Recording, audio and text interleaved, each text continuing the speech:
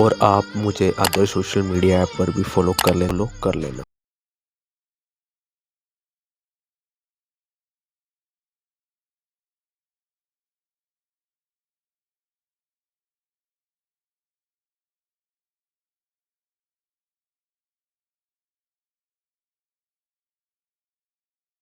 और एक बार फिर आपने इतिहास एक बार फिर से रच दिया। India scripts history. प्रधानमंत्री नरेंद्र मोदी जी ने कहा था कि भारत की जनता एक बार कुछ करने की ठान ले तो कुछ भी असंभव नहीं। आज पूरे भारत ने 130 करोड़ से अधिक वैक्सीन लगाने का आंकड़ा पार कर लिया है। Congratulations on crossing 130 crore Covid vaccines. तो साहब ये आपके सामने आंकड़ा है, 130 करोड़ पूरे हो गए आज, 130 करोड़। घर घर दस्तक। ये आंकड़ा उतना भी आसान नहीं जितना आप समझ रहे हैं, उतना भी इजी नहीं है ये 130 करोड़ जितना आपको समझ में आ रहा होगा। बहुत मुश्किल रहा,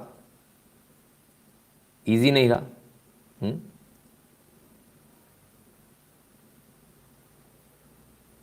ये बहुत मुश्किल आंकड़ा रहा, इजी नहीं रहा। ये आंकड़ा जो हमारे हेल्थ वर्कर्स हैं उनके लिए कतई आसान नहीं था, उनके लिए बहुत मुश्किल था। और वो मुश्किल क्यों था उसको भी समझ लीजिए कि घर घर दस्तक तो ठीक है भाई साहब, लेकिन ऐसी दस्तक भी ठीक नहीं है। ये चढ़ के ही बैठे हैं, बोले मैं नहीं उतरूंगा, तुमको लगाना लगाओ, तुम्हारी अड़ी है, मैं तो कल मरता हूँ आज मर जाऊंगा, तुमको लगाना। तो भाई सीढ़ी लगा कर तक चढ़ना पड़ रहा है। ये हमारे हेल्थ वर्कर्स, आशा वर्कर्स, तमाम सारे और जो नर्सिंग स्टाफ है, ये हालत है हमारे देश की, ये हमारे भारत की हालत है। आप ज़रा अंदाज़ा लगाइए, क्या हम इस देश में ऐसे लोगों के साथ तरक्की कर पाएंगे? क्या जो लोग इस प्रकार से कर रहे हैं, ये तो फिर बड़ा मुश्किल हो जाएगा। इस प्रकार से तो आगे बढ़ना बहुत मुश्किल हो जाएगा। तो ऐसे लोगों को अगर आपके पास में हैं लोग, तो उनको कृपया समझाएं और उनको समझाने का प्रयास करें, राइट। बिकॉज अगर इस तरह से चलेगा तो फिर बड़ा मुश्किल होगा। खैर, आज एक अच्छी खबर आपके पास आपके लिए आई है। बड़े दिनों बाद एक अच्छी खबर, कोविड से रिलेटेड एक बड़े दिनों बाद अच्छी खबर आई है। कुछ लोगों का कहना था कि मास्टर स्ट्रोकवादी ओमिक्रॉन की बात कर रहे हैं, वायरस की बात कर रहे हैं। आजकल अभी नए नए जो लोग पैदा होते हैं उनके साथ में समस्या होती है। वो तुरंत पैदा होते हैं और उनको तुरंत जो है बोलना सीखना है, आता नहीं है लेकिन बोलना सीखना है। तो ऐसे लोगों के साथ समस्या हो जाती है। भाई, कोरोना वायरस के ऊपर सबसे पहला वीडियो भारत के अंदर मेरा बनाया हुआ था, जिसके इतने इंप्रेशंस थे कि हमारे पास भी उसकी लिमिटेशन नहीं है। अगर मैं सिर्फ एक ही चीज़ बोलता था, यदि आपके पास मोबाइल है और यदि उसमें वीडियो चलाते हो आप, तो आपने मेरा वीडियो ज़रूर देखा होगा। मुझे बस इतना बोलना होता था। लाल कलर की टी शर्ट में, लाल कलर की शर्ट में, वो जिसमें एक लाशें लगी हुई दिखाई थी, मैंने कहा ये आपका बेटा भी हो सकता है, आपका बच्चा भी हो सकता है।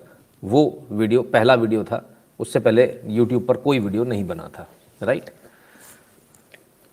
तो खैर, आइए अब अच्छी खबर बता दें। Bill Gates thinks the acute phase of COVID-19 pandemic will be over in 2022 despite the emergence of Omicron variant.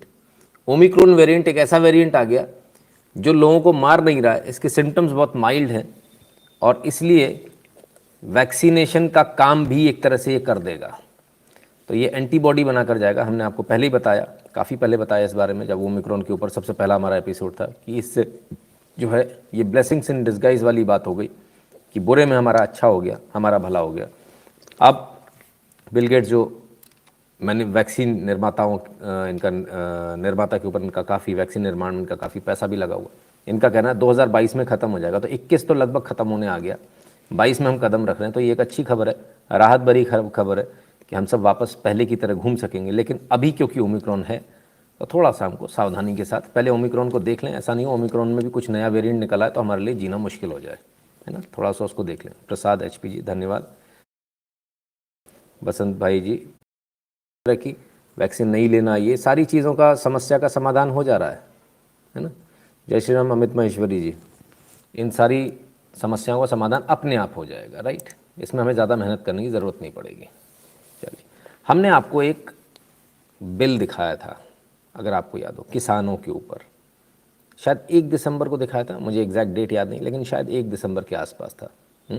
साबू जी प्रणाम आपको भी। जो हमने आपको खबर दिखाई थी वो सही थी या नहीं थी? एबीपी न्यूज़, किसान ने बेची 1123 किलो प्याज, सिर्फ 13 रुपये की हुई कमाई, वजह जानकर होगी हैरानी। 13 रुपये वाला बिल याद है, जब हमने कहा था ये इन्होंने स्थिति करी, तो साहब वो 13 रुपये वाला बिल जो है वो न्यूज़ बन गई। जो बिल हमने आपको दिखाया था वो बाकायदा नेशनल टेलीविज़न, नेशनल न्यूज़ ने उसको टेलीकास्ट किया, सब लोगों ने उसको कवर किया, लगभग मेन स्ट्रीम मीडिया में आ गया।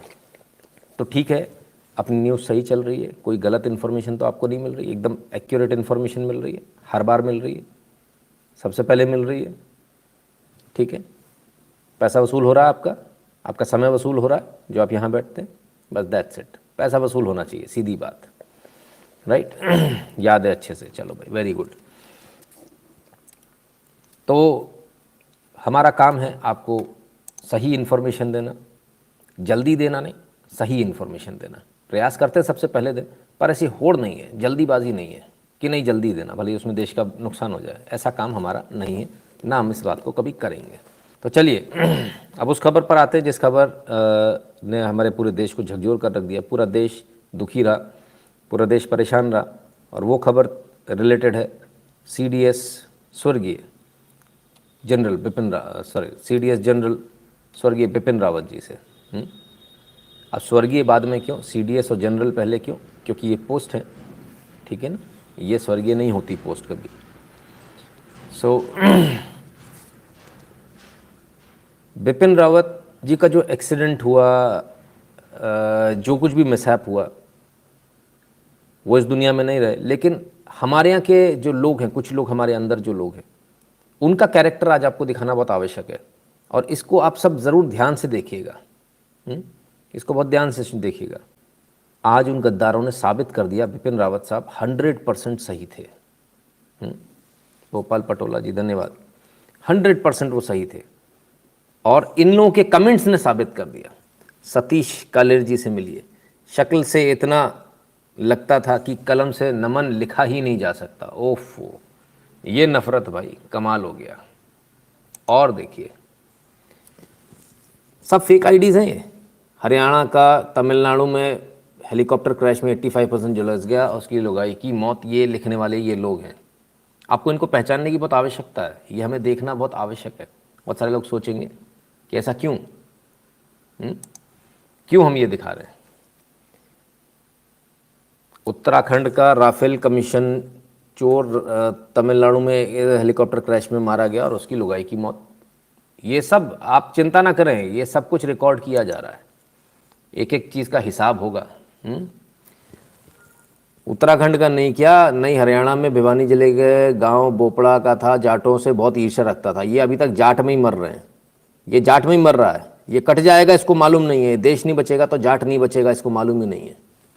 कुछ नहीं बचेगा इस देश में, अगर देश नहीं बचेगा तो कोई, ना जाट बचेगा, ना ब्राह्मण बचेगा, ना हिंदू बचेगा, ना क्षत्रिय बचे, कोई नहीं बचने वाला। तो ऐसे ऐसे गंवार, ऐसे ऐसे घटिया मानसिकता के लोग, और ये इनकी मानसिकता भी हम देखेंगे, एक एक की देखेंगे।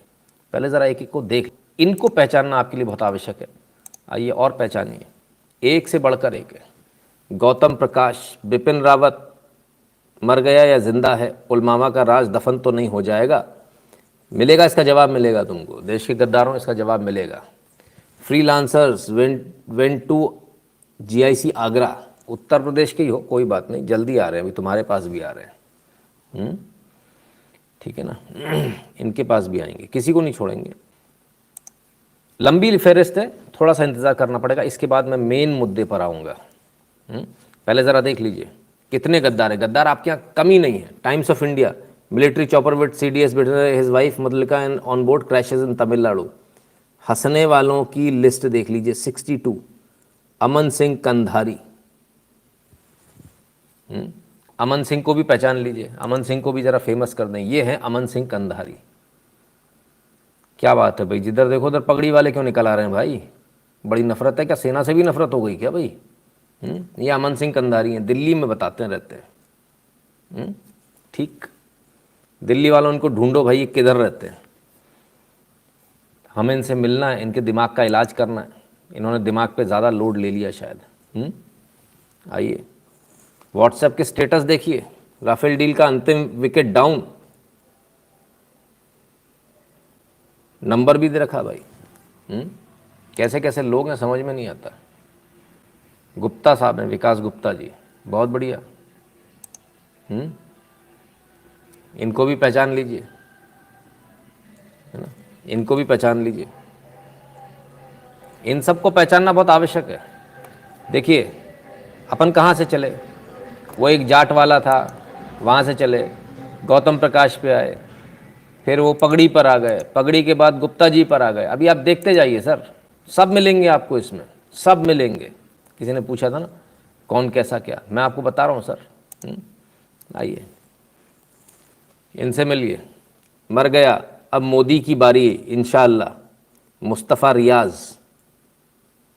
अकाउंट डिलीट कर लिया इन्होंने, अब होगा कुछ नहीं, लेकिन सब आ चुके हो, सब आ चुके हो नज़र में। ये देश के सीडीएस है, इनके लिए जो लिखा है इसकी कीमत तो तुमको चुकानी पड़ेगी मुस्तफ़ा। अंशुल सक्सेना नाम कर लिया बदल के अपना, प्रोटेक्ट भी कर लिया, लेकिन इसके बाद में फाइनली अकाउंट डिलीट कर लिया।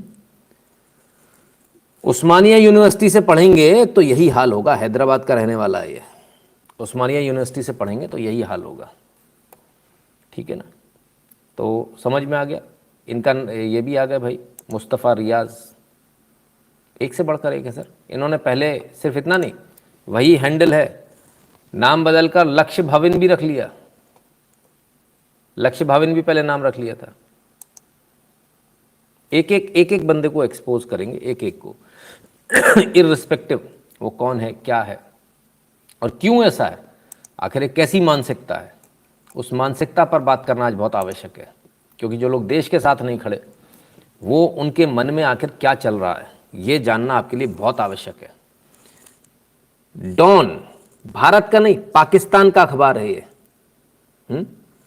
हेलीकॉप्टर कैरिंग फलान फलान हेलीकॉप्टर क्रैश की जानकारी दी। यहां पर हंसने वाले जो लोग हैं, आइए इन हंसने वालों को देखें। हंसने वालों में देखा तो मिले अशरफ सिद्दीकी शेख, और अशरफ सिद्दीकी शेख ये रही, सर्जन हैं साहब। और ये कहाँ के रहने वाले, एमबीबीएस के इन्होंने वेंकटेश्वर मेडिकल कॉलेज तिरुपति से, नेल्लोर में रहते हैं अशरफ सिद्दीकी शेख। एक हाथ में लैपटॉप, एक हाथ में कुरान, कोई फ़ायदा नहीं है भाई साहब। डॉक्टर बनने के बाद भी ये पाकिस्तानी अखबार पर जाकर हंसने वाला इमोजी दे रहे हैं। अशरफ सिद्दीकी शेख, पहचान लीजिए। ऑर्थोपेडिक और ट्रॉमा सर्जरी में Kalinga institute of medical sciences से पढ़ा है ये आदमी।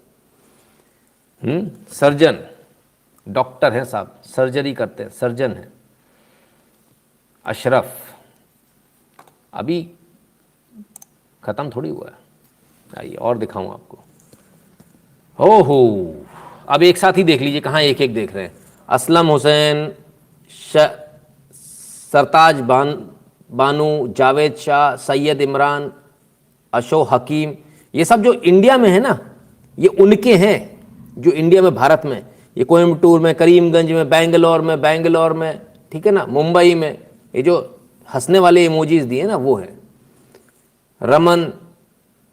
रोमन, ठीक है ना, मुंबई इम्फाल में रहते हैं।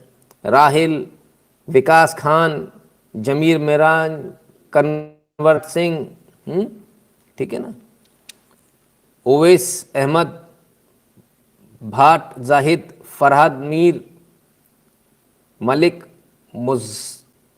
मुक्समिल, जोशान, ये सारे वो हैं जिन्होंने लाफिंग इमोजीज दिए। ऐसे हज़ारों हैं, ऐसे हज़ारों हैं। आखिर ये मानसिकता है कैसी, किस प्रकार की मानसिकता है कि जिसकी वजह से आप जिंदा हो, जिसकी वजह से तुम्हारा बाप जिंदा है ना। अगर सीडीएस बिपिन रावत नहीं होते या इस देश के सैनिक नहीं होते तो तुम्हारा बाप अभी हमाली कर रहा होता, तुम्हारा बाप अभी गलीमा हो रहा होता तुम्हारे बाप का, तुम्हारा बाप अफगानिस्तान जैसे किसी देश में पड़ा होता, बल्कि ये देश ही ऐसा बन गया होता। तुम जिनकी वजह से ज़िंदा हो, जिनके रहमो करम पे ज़िंदा हो, रहमो करम ही शब्द इस्तेमाल करूँगा, जिनके रहमो करम पे ज़िंदा हो, उनसे भी गद्दारी कर रहे हो। इसमें सारे लोग इंक्लूड हैं, वो जाट वाले से लेके यहाँ तक सारे इंक्लूड है, कोई एक के लिए नहीं बोल रहा हूँ। लेकिन मेजॉरिटी किसकी निकल कर आई, वो पूरा बम पर तो बिपिन रावत जी ने कहा था 2.5 वॉर, कहीं गलत नहीं कहा था सर आपने, एक एक बात आपकी सच निकल रही है, और अब तो उस पर सील लग गई बिल्कुल, हाँ 2.5 वॉर ही है। अब तो इन लोगों ने साबित कर दिया, इन्होंने सील लगा दी, अपने सिग्नेचर कर दिए, yes you are right, affidavit file हो गए सर इनके। ये देश के अंदर इतने गद्दार हैं, इसलिए हमारा काम बहुत आवश्यक हो जाता और ज़्यादा ज़रूरी हो जाता है। बंसल जी कहते हैं, आई एम नॉट, चीज़ें होती जिनको, सब चीज़ों को सोच समझ के किया जाना चाहिए, जल्दीबाजी में किसी को नहीं बना सकते, बिकॉज फिर आप हटा थोड़ी सकते हो। इसलिए बहुत सोच समझ के किया जाएगा। डोवाल साहब बैठे, वो देख रहे हैं सर, है ना, वो पूरा देख रहे हैं। किसान आर नॉट अन्नदाता बट की वजह से, अगर ये नहीं होते तो हमारे पिताजी को ही गोली मार दी गई, दादा को ही मार दी गई होती, अब तक तो होते ही नहीं। वो कौन है ये लोग? कभी कोई जाट भी निकल रहा है, कभी कोई फलाना भी निकल रहा है, कभी कोई गुप्ता भी निकल रहा है क्या? चक्कर क्या है? मैं आपको चक्कर समझाता हूँ। ये इस चक्कर को देखिए। बीजेपी का विरोधी वीएसजीटी, क्या यूपी चुनाव के मद्देनजर जनरल रावत का लोटा पूरी यूपी उत्तराखंड में घुमाया जाएगा? फोटो किसकी लगी आप समझ जाइए, नहीं दिख रही तो और करीब से दिखा दूं। टेढ़ा मुंह याद है ना आपको? तो ये मानसिकता है। आइए इनसे देख लें। सुजीत सिंह इनका नाम है, और ये रवीश कुमार के फैन है और राहुल गांधी के डाई हार्ड फैन हैं। ये है मानसिकता। छोटा मोटा आदमी नहीं भाई, 77,900 यानी लगभग 78,000 फॉलोअर लेकर बैठा हुआ आदमी है।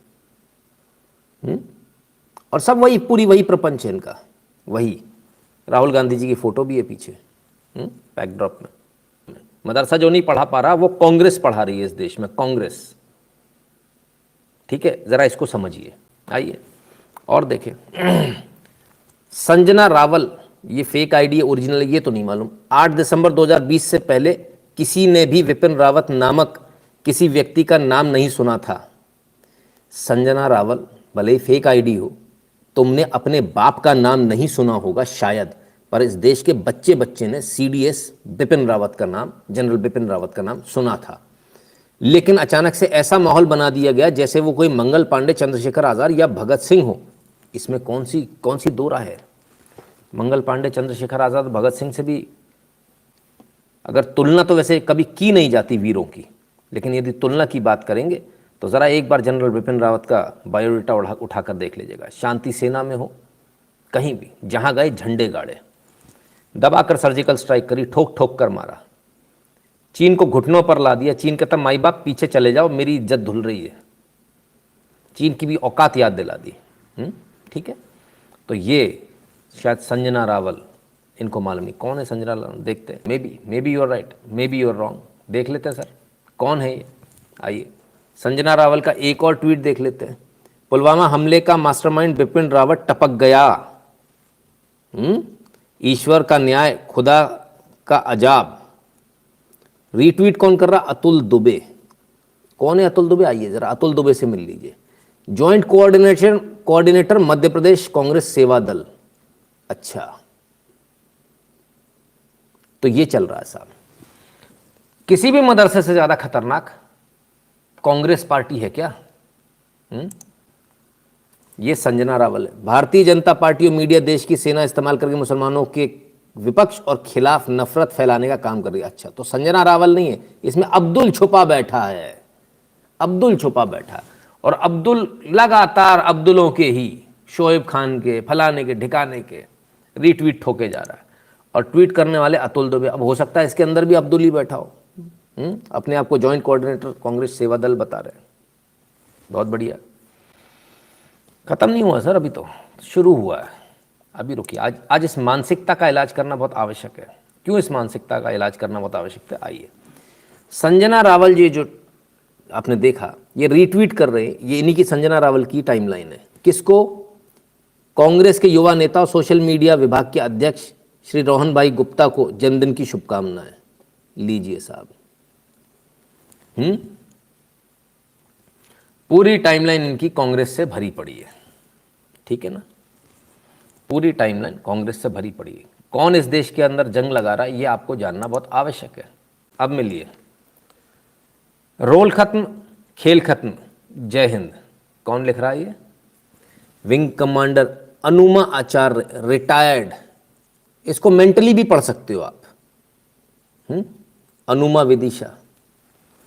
तो ऐसा क्या हुआ कि विंग कमांडर भी ऐसा लिख रहा है? विंग कमांडर भले ही रिटायर हो जाए कोई, ऐसा। हम आपके लिए इनकी पूरी जानकारी अच्छी तरह से लेकर आए भैया, ताकि आप देख लें, समझ लें, कहीं कोई कन्फ्यूजन ना रह जाए किसी को। कौन है विंग कमांडर साहिबा? आइए, ये है विंग कमांडर साहिबा, इन्हीं का प्रोफाइल है, विंग कमांडर अनुमा आचार्य, इन्हीं की टाइमलाइन है। जन जागरण अभियान, जन संवाद पदयात्रा। अच्छा, अब जन संवाद पदयात्रा किसकी है और ये किसके साथ घूम रही है? बिल्ले लगा के घूम रही हैं सामने। बेशर्मी की हद तो देखिए, सेंटर में बिल्ले ठोक कर। अरे भाई, बिल्ला लगाना सही जगह तो लगा लो। कांग्रेस का बिल्ला लगाने के लिए, सेना के मेडल साइड में कर दिए। अरे गजब भैया, ऐसा तो हमने कभी देखा ही नहीं। आइए, जनसंवाद पदयात्रा भी देख लें किसकी है। ये आ गई साहब खुलते ही, हैशटैग पे क्लिक करते ही। ये हैशटैग बड़ा कमाल है भाई। आइए जरा देखें। ये रही। अरे अरे अरे, बिल्ले, अरे बिल्ला पहले। अच्छा, तो पप्पू स्पेशल पेय पदार्थ पीने वाली हैं ये। ठीक ठीक ठीक, ये लीजिए साहब, दिख गया जन जागरण अभियान किसका है? ठीक है। वायरस असल में कौन सा, आप समझिए, वायरस कौन सा है समझिए, ठीक है ना। हामिद खान को ठोक कर ब्लॉक कर दो भाई। हामिद खान, तुम भूल गए, ये वो भारत है जिसने तुम्हारी इतनी बजाई है कि आदमी से बच्चा पैदा नहीं होता, पर कर दिया भारत ने। बांग्लादेश, इतनी बजाई है तुम्हारी। इसको याद रखा करो, बाप बाप होता है, इसको याद रखा करो, है ना। बाप से नहीं उलझते बेटे, ठीक है। तो ये विंग कमांडर अपने आप को लिखेंगी, है। पहले इन्होंने कांग्रेस लिख रखा था, लेकिन गायब कर दिया, अब हटा दिया। अब हटा दिया इन्होंने।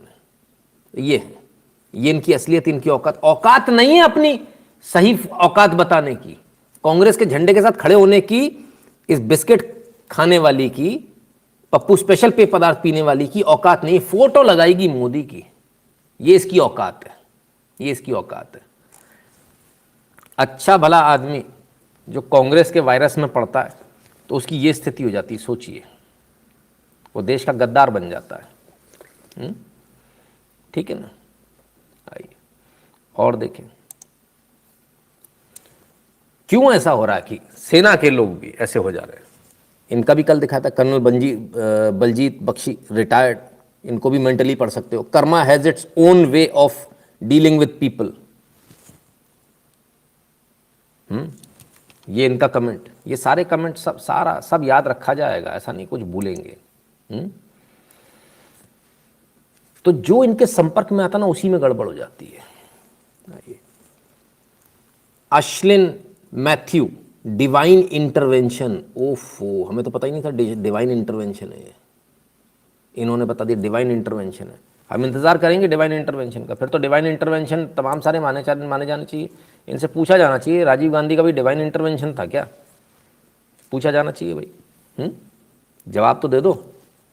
कौन है अश्लिन मैथ्यू? जर्नलिस्ट, फेमिनिस्ट, फलान ढिकान, सेंटर लेफ्ट, प्रोकास्टिनेटर। लेफ्ट है, सेंटर हटा लो इसमें से। Who stalks other peoples thoughts, currently news editor at NH India. इनका पहले भी दिखा चुके हैं। नेशनल हेराल्ड, यानी वही वाला जिसमें माँ बेटे जमानत पे बाहर चल रहे हैं ना, घपला करके, वही, उसी में न्यूज एडिटर है। कांग्रेस के मुखपत्र में न्यूज एडिटर है। अच्छा, इनके रोल मॉडल कौन है? पीछे रोल मॉडल भी देख लीजिए। यार एक गजब साहब, ये इनके रोल मॉडल है और ये इनकी औकात है। इनके रोल मॉडल और ये इनकी औकात है। अश्लिन को जरा देख लें कौन है।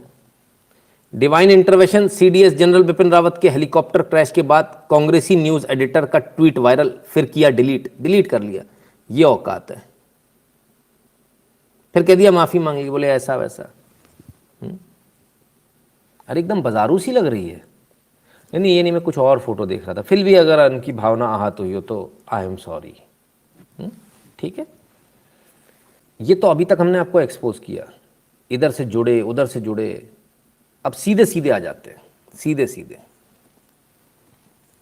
दुर्भाग्य है कि रक्षा मंत्री पारिकर के बाद अब राफेल विमान खरीद प्रक्रिया में शामिल सीडीएस बिपिन रावत भी शायद अब इस दुनिया में नहीं रहे हैं। राफेल घोटाला फ्रांस में खुलेगा, उतनी भारत में दुर्घटना होना लाजमी है। ये IYC, Indian youth Congress Madhepura Indian youth Congress official Twitter handle से लिखता है आपने। ये इनकी स्थिति है भाई, कमाल की बात है, कमाल है। तो ये सारा वायरस आ कहां से रहा है? एक जगह से। आप मदरसों पे ध्यान लगा कर बैठे, उससे बड़े आपने जो कहते ना बामी थी जो, उस पर तो ध्यान लगाया नहीं। यहाँ तो पूरा खेल है भाई अंदर, जो इनके टच में आता है। इतना खतरनाक वायरस है, कोरोना के ओमिक्रॉन का भी बाप है, छुल भर जाए आदमी। और आप मुझे अदर सोशल मीडिया ऐप पर भी फॉलो कर लेना। तो ये है मेरी Facebook ID, Instagram ID, Twitter ID, Facebook page और को आईडी। आप इन आईडीज़ को कॉपी करके मुझे फॉलो कर लेना। वो भले ही सेना में रहा हो, वो भी गद्दार हो जाता देश का, सीडीएस के लिए। अब देखिए इनकी शुरुआत कहाँ से होती है। पुलवामा का हमला होता है, तब ये तंज कसते हैं, तब ये हंसते हैं। इसके बाद में जब सर्जिकल स्ट्राइक होती है तो ये सबूत मांगते हैं हमारी सेना से। ये मोदी से सबूत नहीं मांगा जा रहा, सेना से सबूत मांगा जा रहा है। अरुण जेटली खत्म होते हैं तो ये हंसते हैं, अटल बिहारी वाजपेयी खत्म होते हैं तो ये हंसते हैं, सुषमा स्वराज खत्म होती तो ये हंसते हैं। चलो ये तो पॉलिटिशियंस हो गए। सीडीएस पर भी कमाल है। शेयर करने वाला कौन है? सृजन मुखोपाध्याय, नो रेफरेंस, ठीक है ना। क्या शेयर कर रहे हो आप पढ़ लीजिए, क्योंकि मैं तो नहीं पढ़ूंगा साहब, ठीक है ना। I am not going to read it. और सृजन मुखोपाध्याय कौन है? Internet NDTV. तो वो मोहतरमा अकेली नहीं थी, वो जो मोहतरमा पीछे गई है ना, वो अकेली नहीं थी, नेशनल हेराल्ड वाली एनडीटीवी। अरे साहब यहाँ तो वायरस की दुकान है। हम तो खाली कांग्रेस ही समझ रहे थे, नेशनल हेराल्ड हो जाए, एनडीटीवी हो जाए। बड़ा कमाल है भाई सृजन मुखोपाध्याय। कैसे कैसे नाली के कीड़े पैदा किए हैं, हे भारत की माताओं, कैसे कैसे नाली के कीड़े पैदा किए हैं। क्या खाकर पैदा किया है? क्या नाली का पानी पिया था या नाले में से उठाकर कुछ खाया था, जो ऐसे नाली के कीड़े पैदा हुए हैं इस देश में। ये आज तुम्हारी ही कोक को गाली दे रहे हैं।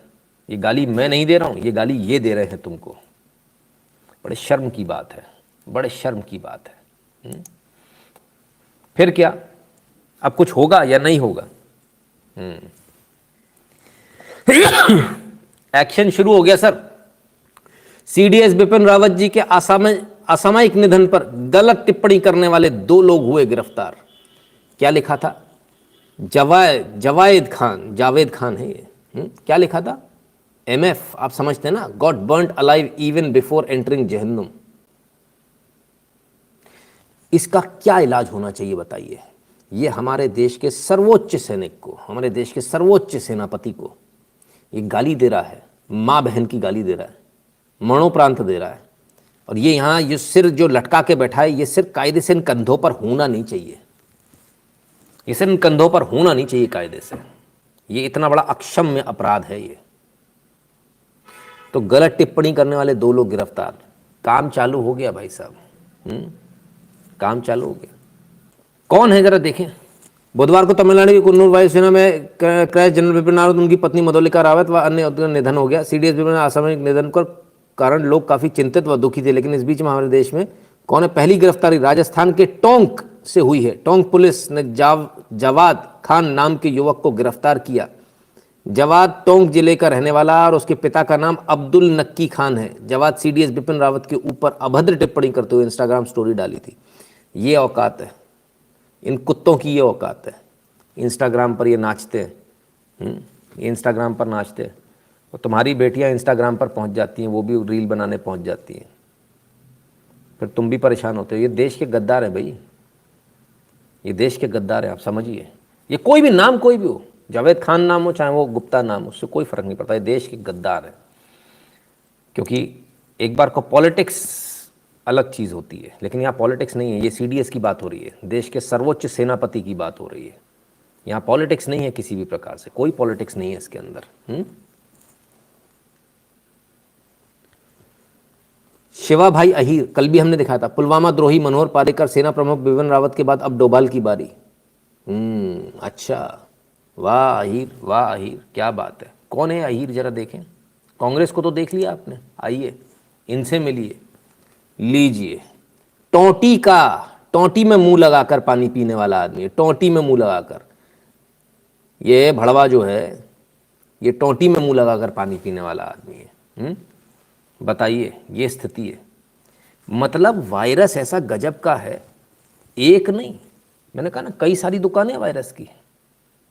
आप मीडिया में चले जाइए, वहाँ वायरस की दुकानें हैं, मार्केट खुले हुए हैं साहब वायरस के, देशद्रोही वायरस के। ये वायरस फट से एंटर कर जाता है जैसे ही जाते हैं। ये अपनी माँ को बेच देने वाले लोग हैं। ये शिवा भाई अहीर अपनी माँ को बेच दे ये पैसे के लिए, उनमें से है ये। फिर लोग कहते हैं लिंचिंग हो जाती है। कायदे से तो ऐसों की लिंचिंग होनी चाहिए भाई इस देश के अंदर। मैं बड़ा हैरान हूँ कि लोग बैठकर पुलिस के एक्शन का इंतजार कर रहे हैं। बड़े शर्म की बात है ये, बड़े शर्म की बात है। खैर आइए देखें, शिवा भाई अहीर, कुन्नूर हेलीकॉप्टर हादसे पर आपत्तिजनक पोस्ट लिखने वाला गिरफ्तार। लो भैया, गिरफ्तार हो गए। कहाँ से? बीएसपी साइबर क्राइम अमित बसवा के मुताबिक ये कोई पहला मामला नहीं है कि शिवा भाई ने सोशल मीडिया पर इस तरह की टिप्पणी की है। इससे पहले भी वो ऐसी आपत्तिजनक बातें सोशल मीडिया पर लिखता रहा है। तो पहली बार नहीं है साहब, लिखते आ रहे हैं, क्योंकि एक्शन नहीं लेते आप, इसलिए लिखते जाते हैं। इसलिए लिख रहे हैं, बाप का राज है। अहमदाबाद पुलिस की साइबर क्राइम ब्रांच ने गिरफ्तार कर लिया। चलो भाई, ये भी हो गए, एक्शन शुरू हो गया। अब एक्शन शुरू हो गया तो भड़बड़ा के कीड़े मकोड़े ऐसे भाग रहे हैं जैसे हिट छिड़क दिया हो आपने। भड़बड़ा के भाग रहे हैं, बिल्कुल पता नहीं चल रहा अब कहाँ गए। सब बिलों के अंदर घुस रहे हैं। कुछ नहीं होने वाला है। तुम्हारी स्क्रीनशॉट और तुम्हारी लिंक सारी सेव हो चुकी है, कई लोगों के पास है। सबसे डेटा मंगवाया जा रहा है, सबसे मंगवा रहा हूँ। तुम कितना भागोगे? तुम क्या सोचते हो खाली स्प्रे करेंगे? नहीं, एसिड उंडेल देंगे तुम्हारे बिल में, तुम अंदर ही मर जाओगे, बाहर आने का मौका नहीं देंगे तुमको। कीड़े मकोड़ों, तुम्हारी औकात इतनी है कि तुम अंदर ही बिल में मर जाओ, इससे ज़्यादा की तुम्हारी औकात है भी नहीं। इन देश के गद्दारों को देखा। पर अब मैं आपको बताता हूँ, ये देश ऐसा भी नहीं कि इतना ख़राब है कि इसमें सारे लोग ऐसे हैं। ये देश ऐसे जो लोग हैं ना, ये 0.5%, 1% है। इनका तो इलाज हो जाएगा। लेकिन क्या बिपिन रावत छोटी शख्सियत थे, बड़ी शख्सियत थे? इसका अंदाज़ा आपको इस एक फ़ोटो से लग जाएगा। इस एक फ़ोटो को आप देख लें। आइए, ये देखिए, जूते गांठने वाला मोची है ये। क्या नाम है नहीं मालूम। ये कुर्सी लगाई, ये पत्थर कहीं से ले आए कटा हुआ, ये रख दिया, फोटो को साथ में लगा दिया, प्रिंट आउट ही निकाल कर आया भाई गरीब आदमी। प्रिंट आउट निकलवा कर लाया, फ्रेम नहीं करवा पाया क्योंकि उसके पास पैसे नहीं है। और माला लगा दी, अगरबत्ती लगा दी और ये रख दिया श्रद्धा सुमन, और ये फुटपाथ पर रखा रोड पर। ये है मेरे देश के सैनिकों का सम्मान। ये है मेरे सर्वोच्च सेनापति का सम्मान, जो देश की जनता करना जानती है। इस देश में गद्दार बहुत पलते हैं। सबसे बड़ी दिक्कत यह है, जो गाड़ियों में घूम रहे हैं हरामजादे, वो गद्दार निकल रहे हैं। जो स्कॉर्पियोज में घूम रहे हैं, जो बड़ी बड़ी गाड़ियों में घूम रहे हैं, वो गद्दार निकल रहे हैं। लेकिन ये बेचारा गरीब जो है ना, ये गद्दार नहीं निकल रहा सर। गरीब बेचारा मुश्किल से 100 रुपये दिन में कमाता होगा। इसको मालूम है कि ये क्या चीज़ है, इसको मालूम है इनकी इज्जत कैसे करनी है। ये मेरा देश है, ये असल देश है मेरा। बड़े अफसोस की बात है कि अपने घर में एसी लगाने के लिए, फॉर्च्यूनर जैसी गाड़ी खरीदने के लिए, स्कॉर्पियो खरीदने के लिए इतना बिक गए लोग, इतना बिक गए कि हद मचा दी। सेना के सीडीएस को भी नहीं छोड़ा, डिफेंस फोर्सेस के सीडीएस को भी नहीं छोड़ा। इतने ही पैसे की चाहत है तो अपनी बेटियों को बेचो बाजार में जाके, ज़्यादा पैसे मिल जाएंगे, इससे ज़्यादा कमा लोगे, ज़्यादा कमा लोगे। जाओ अपनी बीवियों को बेचो, बेटियों को बेचो, बहनों को बेचो, माओं को बेचो, करो उनका धंधा कराओ। उसमें शर्म की क्या बात है? तुम लोग तो इससे भी गए बीते हो। ये सारा उन लोगों को बोल रहा हूँ जो गद्दारी कर रहे हैं, जो गद्दार हैं। तुम लोग को शर्म थोड़ी है, तुम तो वो भी कर लोगे, कर लो, उसमें शर्म की क्या बात है। अभी तो रात हो रही है, जाओ बाहर निकलो, अच्छा कस्टमर मिलेगा टनाटन, बताना बेटी है मेरी एकदम टनाटन, 16 साल की है, मस्त पैसे मिलेंगे, इससे ज़्यादा पैसा मिलेगा। तुम क्यों गद्दारी कर रहे हो देश के साथ? कोई इनका इलाज नहीं है ऐसे लोगों का। शौर्य फिल्म का डायलॉग याद कर लेना बस। मेरी नज़र में कोई इलाज नहीं इनका, सिर्फ एक ही इलाज है, इंडिया गेट। वहाँ पर सार्वजनिक रूप से कोई दूसरा इससे कम कुछ भी बर्दाश्त है नहीं। असल में टीडीएस गया हमारा, पूरे विश्व ने कंडोलेंसेस भेजी है, लेकिन हमारे देश के अंदर कुछ गद्दार ऐसे पल रहे हैं जो अपनी बेटियों से धंधा कराते हैं, जो अपनी माँओं से धंधा कराते हैं, अपनी बहनों से धंधा कराते हैं। ये वो भड़वे हैं कि ये इनके मुंह चल रहे हैं, और ये अभी तक जिंदा कैसे हैं? ऐसा कानून क्यों नहीं बना दिया गया भाई? तुरंत सदन में कानून लाना चाहिए। जिन लोगों ने भी ये किया, इनको अब जीने का अधिकार नहीं है, और भविष्य में भी यदि कोई ऐसा करता तो उसको जीने का अधिकार नहीं होना चाहिए। आप कम से कम सेना को अलग रखो इन चीज़ों से। टोटी के चप्पल चाटो, टोटी मुंह में लेकर पानी पीने वालों, पप्पू स्पेशल पेय पदार्थ पीने वालों, इतने गिर गए तुम लोग, इतने गिर गए, हद हो गई। दो ही ऑप्शन होने चाहिए, या तो यहां सजा पालो या फिर निकल लो पतली गली से। खैर, लेकिन सम्मान करना ये देश जानता है, और कैसे सम्मान करता है। अलग अलग वीडियो, एक फोटो हमने आपको दिखाया, अब जरा एक वीडियो देखिए। ये फटे हुए पत्ते को देखिए जरा, और इस फटे हुए पत्ते को देखते रहिएगा, जमीन से उठकर और फर्श से अर्श तक जिसे कहते हैं, आसमान में। और अब आपको दिख रहा होगा ये कौन है। ये है गांव गांव से, छोटे से छोटे कस्बे से जनरल बिपिन रावत सीडीएस के लिए। ये वीडियो, ऐसे वीडियोस, लगातार ऐसे वीडियोस, ये सम्मान में उनके, ये उनका सम्मान था। ये हमारे देश के लोग हैं जो सम्मान करना जानते हैं, और मेजॉरिटी हमारे यहाँ ऐसी 99% हमारे यहाँ लोग ऐसे हैं, 1% को छोड़कर, जिनको वायरस लग जाता है। वायरस की दुकानें बहुत सारी, मार्केट के मार्केट खुले, कांग्रेस मार्केट, समाजवादी मार्केट, सारे वही लोग निकल रहे हैं। अरे कितना नफरत, तुमको देश से नफरत हो गई तुम लोग को, इतना तुम लोग तलवे चाट रहे हो, इतना तुम लोग रात में तेल लगाकर उल्टा लेट जाते हो जाके।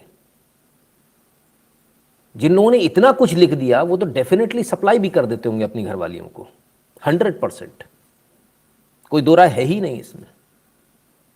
इनके लिए पैसा ही माई बाप है। तो ये देश सम्मान करना जानता है। हमें इन 2-4 चुनिंदा लोगों से कोई फर्क नहीं पड़ता, जो टोंटी मुंह में लेकर पानी पीने वाले लोग हैं, जो स्पेशल पेय पदार्थ वाले लोग हैं, हमें इनसे कोई फर्क नहीं पड़ता, क्योंकि मेजॉरिटी हमारे पास में ये है जो लाइन लगाकर खड़ी है। ना ना ना ना, ये नोटबंदी की लाइन नहीं है, ना ये राशन की भी लाइन नहीं है फ्री वाले। आइए देख लेते हैं किस चीज़ की लाइन है।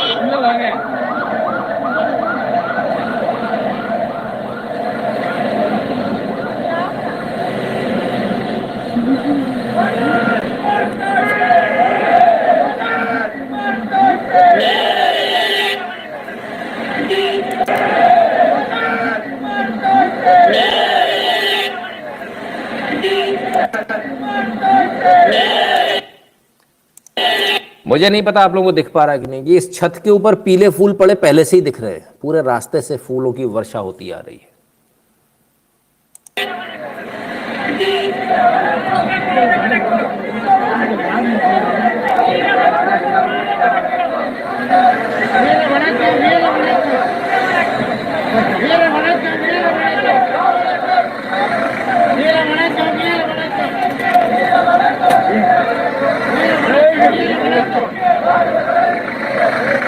மாதிரி இருங்க, தூக்குற மாதிரி இருங்க, இல்லை கவர் ஆக உங்களுக்கு கைதான் தெரியுது.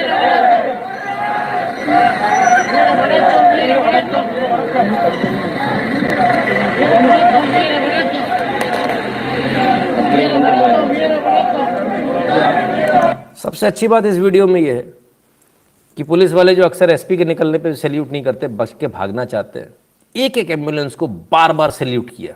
यानी कि एक बार सैल्यूट करके छोड़ दिया, हर एक एक एम्बुलेंस को बार बार सैल्यूट किया। ये बताता है कि लोगों को मालूम है कि उन्होंने क्या खोया है, इस देश को मालूम है उन्होंने क्या खोया, उनको सम्मान देना आता है। सिर्फ कुछ गद्दारों को छोड़ के, जिनको किसी भी कीमत पे सत्ता चाहिए, और उनको अपनी घरवालियां सप्लाई करने वालों को छोड़ के। भाषाओं का बंधन टूट गया, वो बैरियर्स टूट गए। आज पूरे भारत में कश्मीर से कन्याकुमारी तक एक ही नारा लगा, भारत माता की जय। अलग अलग भाषाओं में लोगों ने बहुत श्रद्धांजलियां दी, कोई भाषा के मायने नहीं थे, सबका जो कोर है, एसेंस है, वह एक ही था। ये भारत को एक जोड़ने वाली हमारी भारतीय सेना है। आपके हीरो कहाँ थे? अलग अलग हीरो हैं, फिल्मों वाले अलग हैं, क्रिकेट वाले अलग हैं। लीजिए साहब, 2:51 पर जब ये देश इस त्रासदी को झेल रहा था 8 दिसंबर को, तब भाई साहब और बाकायदा पोस्ट डाल रहे हैं, वंस अपॉन अ टाइम। क्या बात है, मैंने हद ही हो गई। फिर इनको गालियां पड़ी जमकर, तब इन्होंने फिर कंडोलेंस का एक मैसेज डाला। हद मचा दिया। एक तरफ हमारी जनता और हमारे हीरो हैं। मैंने कल भी कहा था, आज फिर कहता हूं, चूज योर हीरोज वाइजली।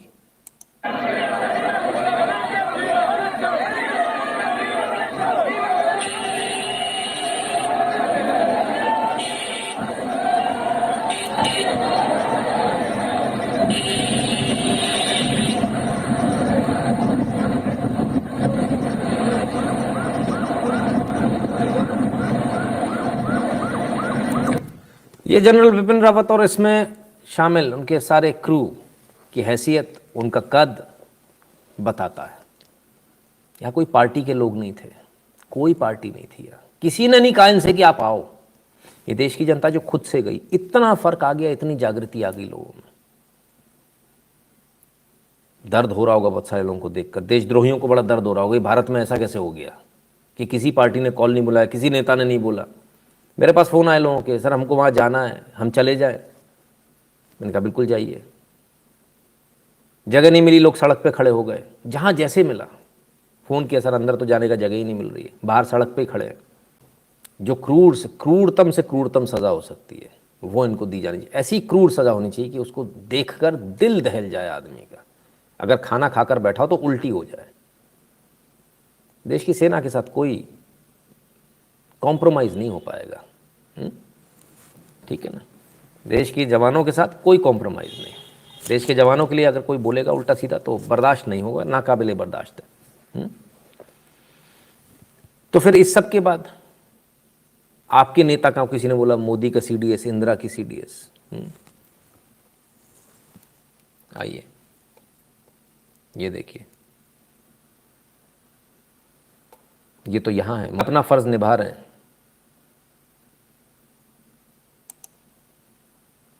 परिजनों से भी मिले।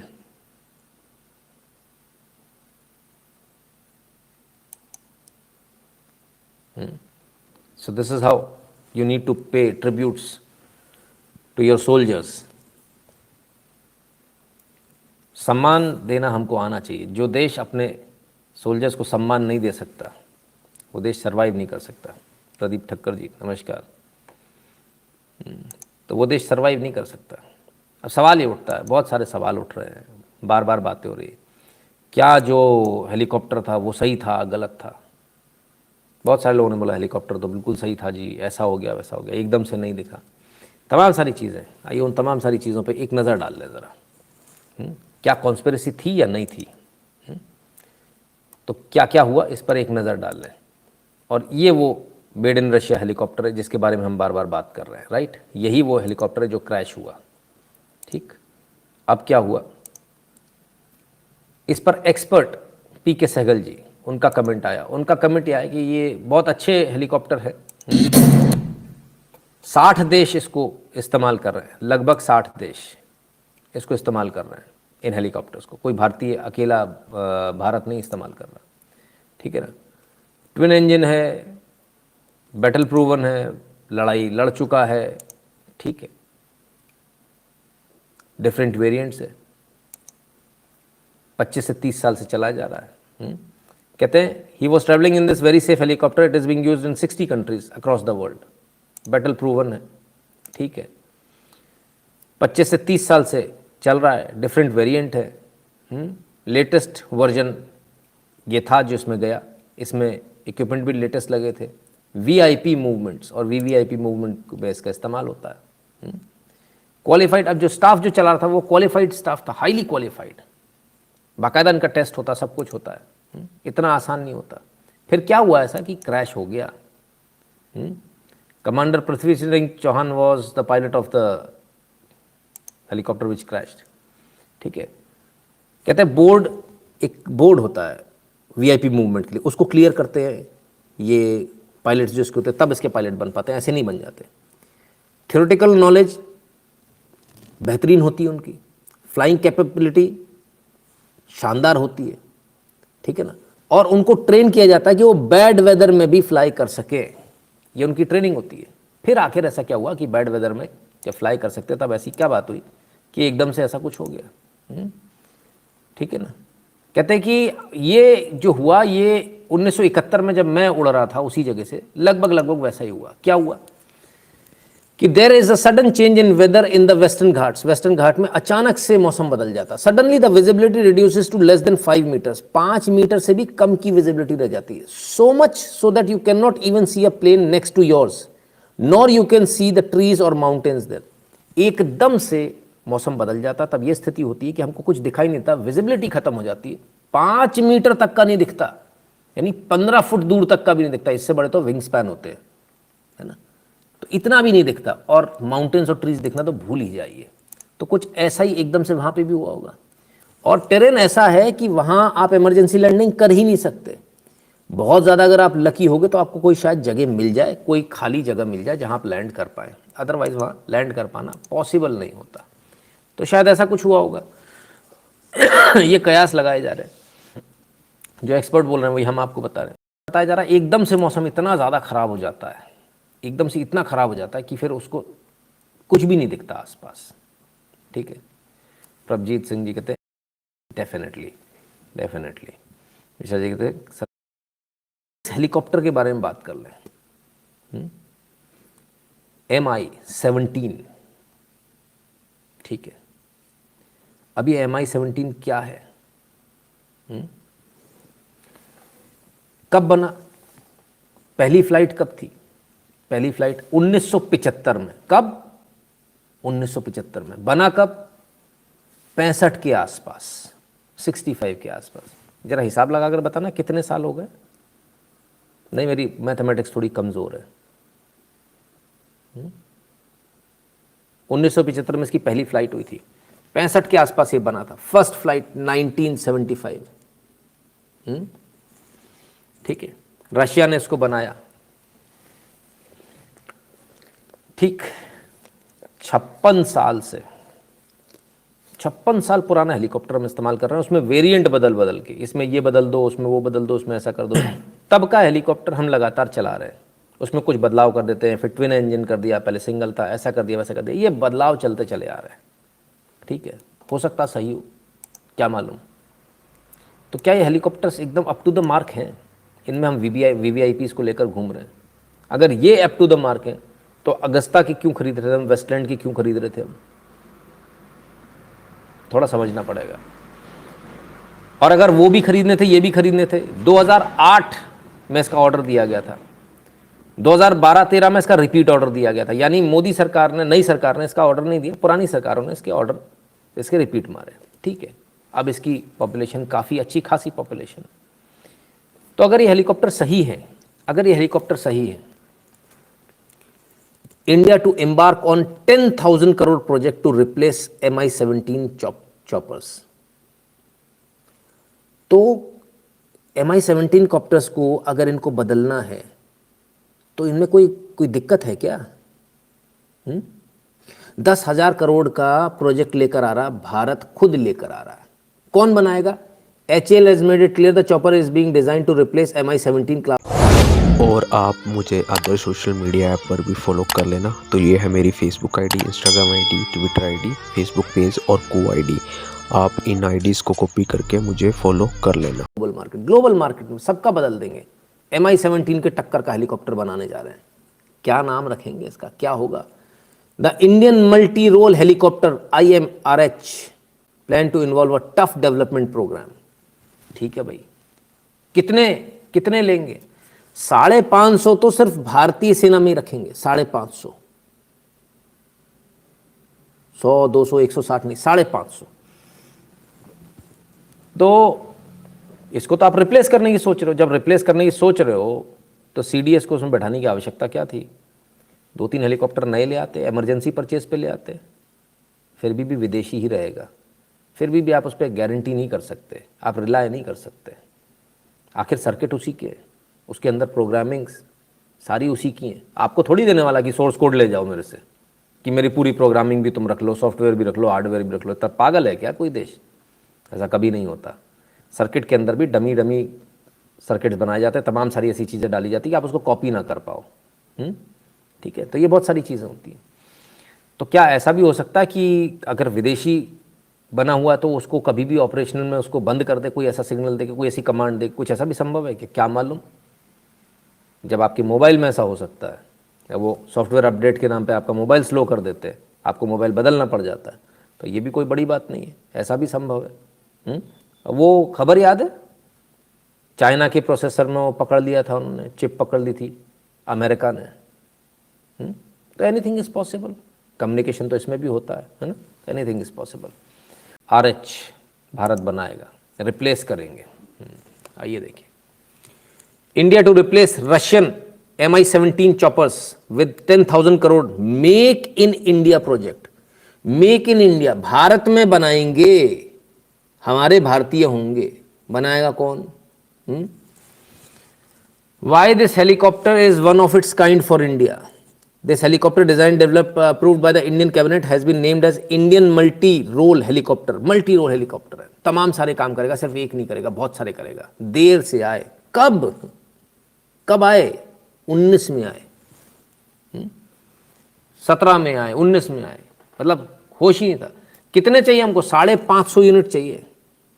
According to the sources, the first phase of this program aims to hand over around 550 units of the Indian Armed Forces after comprehensive testing of SWOT analysis।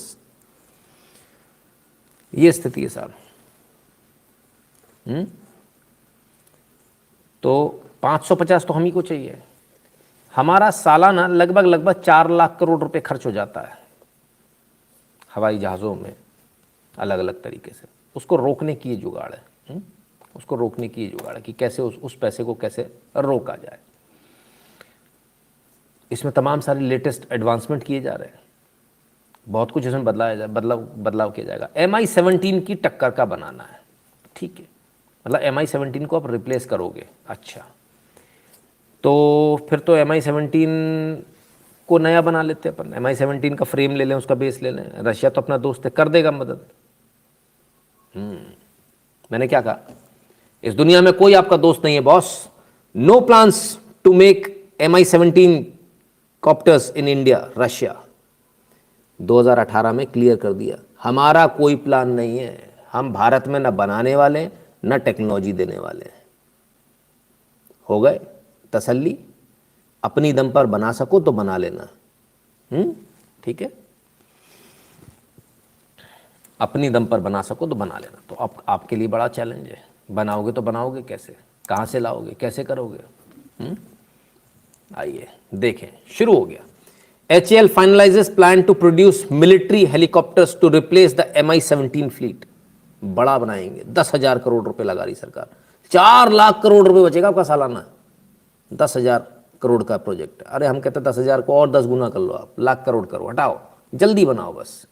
Same production capacity है। Started ground work to produce 10 to 12 ton attack helicopter by 2027। 2027 तक बनाकर induct कर देंगे।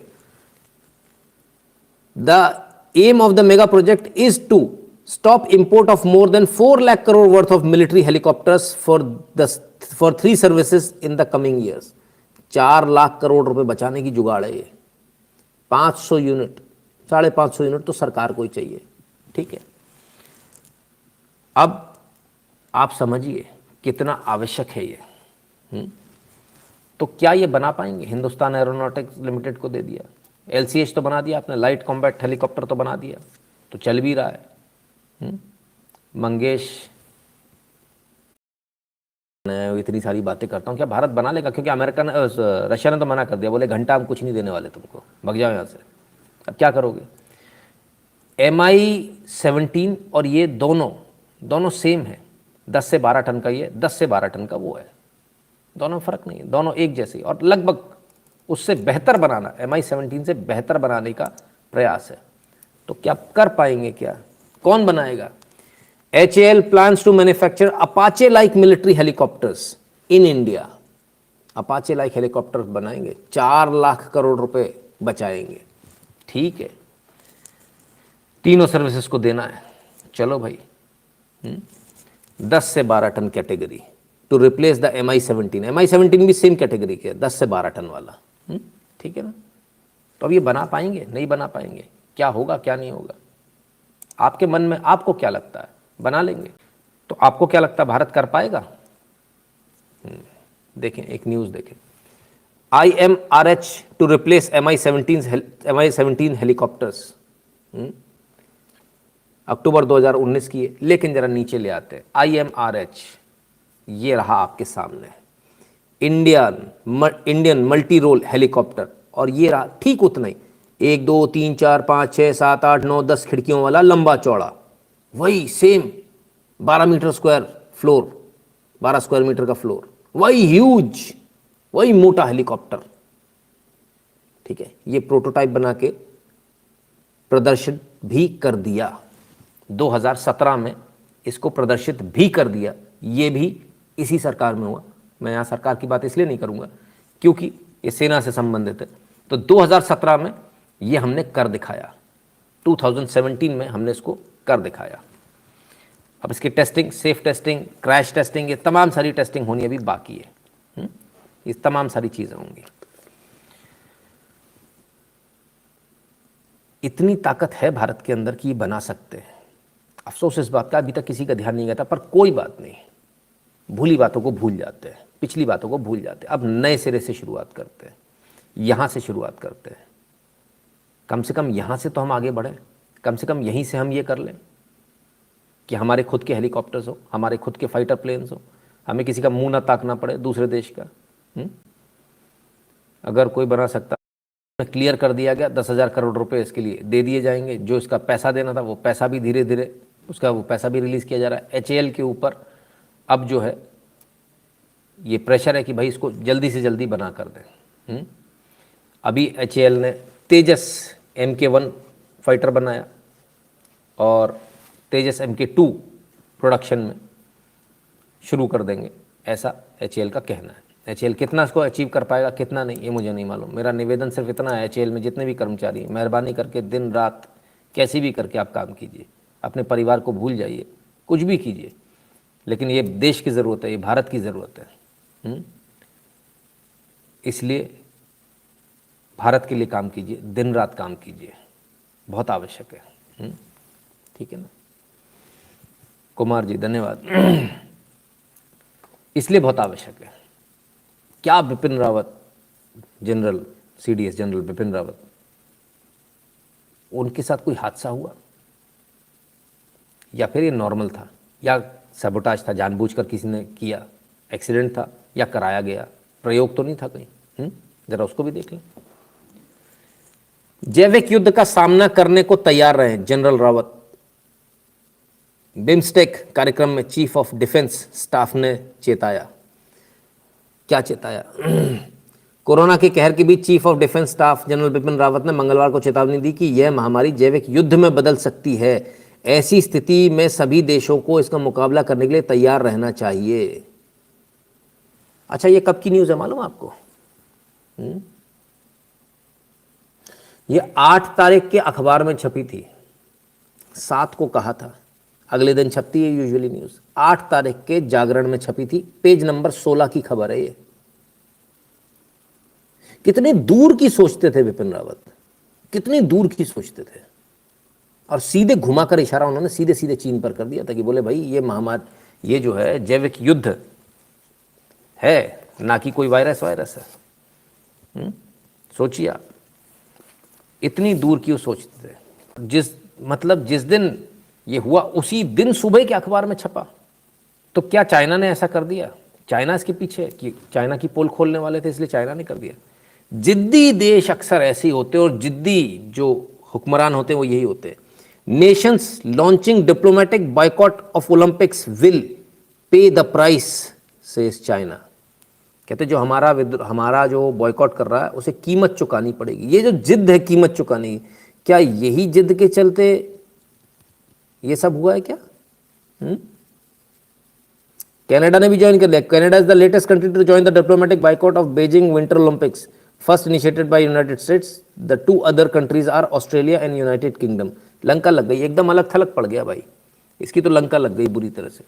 United kingdom ने, Australia ने, जो बड़े बड़े देश हैं, जबर देश, उन्होंने मना कर दिया। भारत की तरफ मुंह ताक कर देखेगा अभी, तो ये भी कर सकता है, उसके लिए कौन सी बड़ी भारी बात है। तो कहेगा भाई विपिन रावत हमारे लिए आ रहे हैं बीच में आड़े में, तो उनको कीमत चुकानी पड़ेगी। ऐसा भी हो सकता है। बहुत सारे देशों को खटक रहे थे विपिन रावत, बहुत सारे देश, जिसमें चाइना को खास खटक रहे थे। उसने सपने में नहीं सोचा था विपिन रावत ने वो कर डाला था चाइना के साथ, घुटनों पे ला दिया था। खैर आइए अब दूसरी खबर पर चलते हैं कि चाइना इतनी धमकी जो दे रहा है। असल में मैंने कल आपसे बोला था कि चाइना अपने सेना का खर्चा नहीं उठा पा रहा, चाइना बहुत नुकसान में है। उसकी धीरे धीरे कंपनी सारी ख़त्म होती चली जा रही है, कंगाली की कगार पर चाइना पहुंचने वाला, अगर यही हाल रहा तो। बहुत सारे लोगों को शायद समझ में नहीं आया होगा। कल हमने एक नाम भी लिया था, मैंने कहा था याद है वो वाली कंपनी, फलानी फलानी प्रॉपर्टी कंपनी थी, वो बिकने वाली थी, नीलाम होने वाली थी, वो डिफ़ॉल्ट होने वाली थी, हो गई default. Chinese property giant Evergrande defaults for first time, Fitch. आज की न्यूज़ है,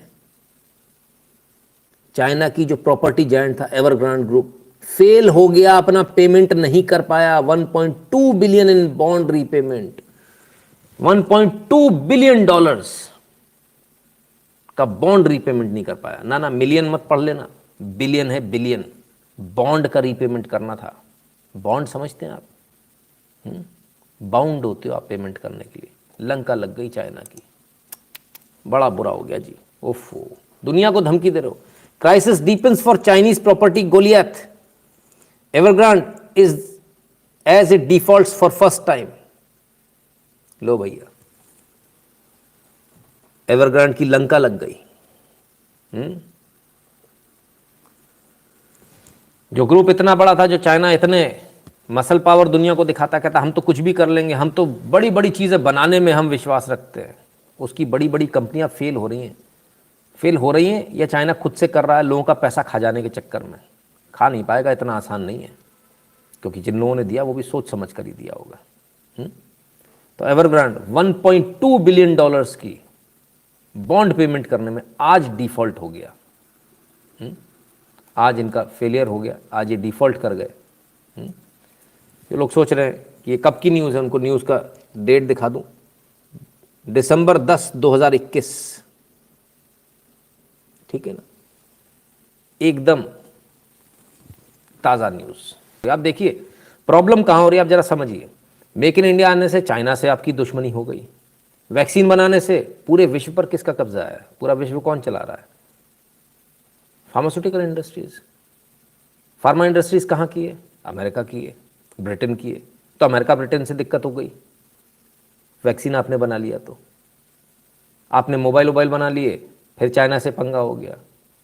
आपने फर्टिलाइजर्स बना लिए, आपने कच्चा माल बना लिया, आपने स्टील बना लिया, आपने फलान बना लिया, आपने ढिकान बना लिया। अल्टीमेटली जब धीरे धीरे करते करते आप आए और अब आपने टैंक वैंक बनाने शुरू कर दिए, तो रशिया ने भी हाथ खींच लिया, बोले सब तो खुद ही बना ले रहा, मेरा तो धंधा ही खत्म हो गया।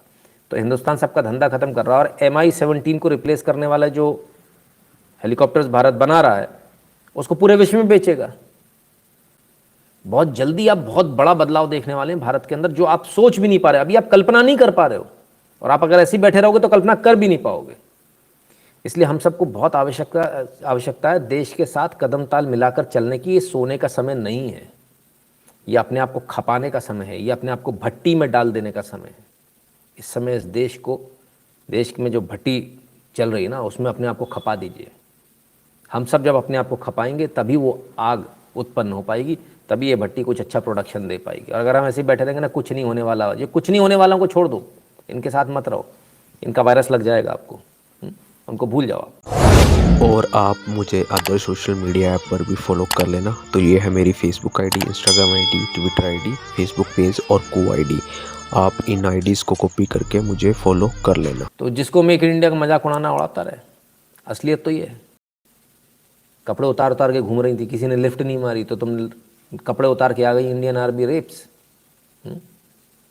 अभी बीच में एक घटना हुई, कहीं मिस्टेकन आइडेंटिटी, ये हो गया वो हो गया, उसको लेकर बड़ा बवाल मचाया गया कि भारतीय सेना ने ऐसा कर दिया, गोली चला दी, इतने लोग मर गए, अरे साहब ये हो गया, फलान हो गया, ढिकान हो गया।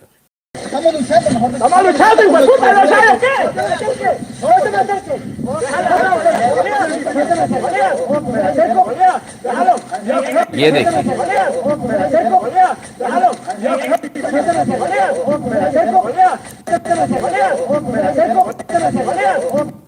गर्दन पर रखी छुरी और राइफल छीनने की कोशिश।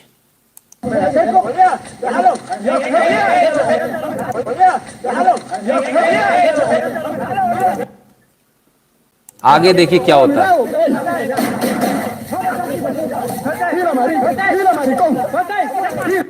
अब सैनिकों ने गोली चलानी भी शुरू करी, डराने के लिए, जमीन पर ग्राउंड फायर किए। मजाले की कोई पीछे हो जाए, जरा देखिए।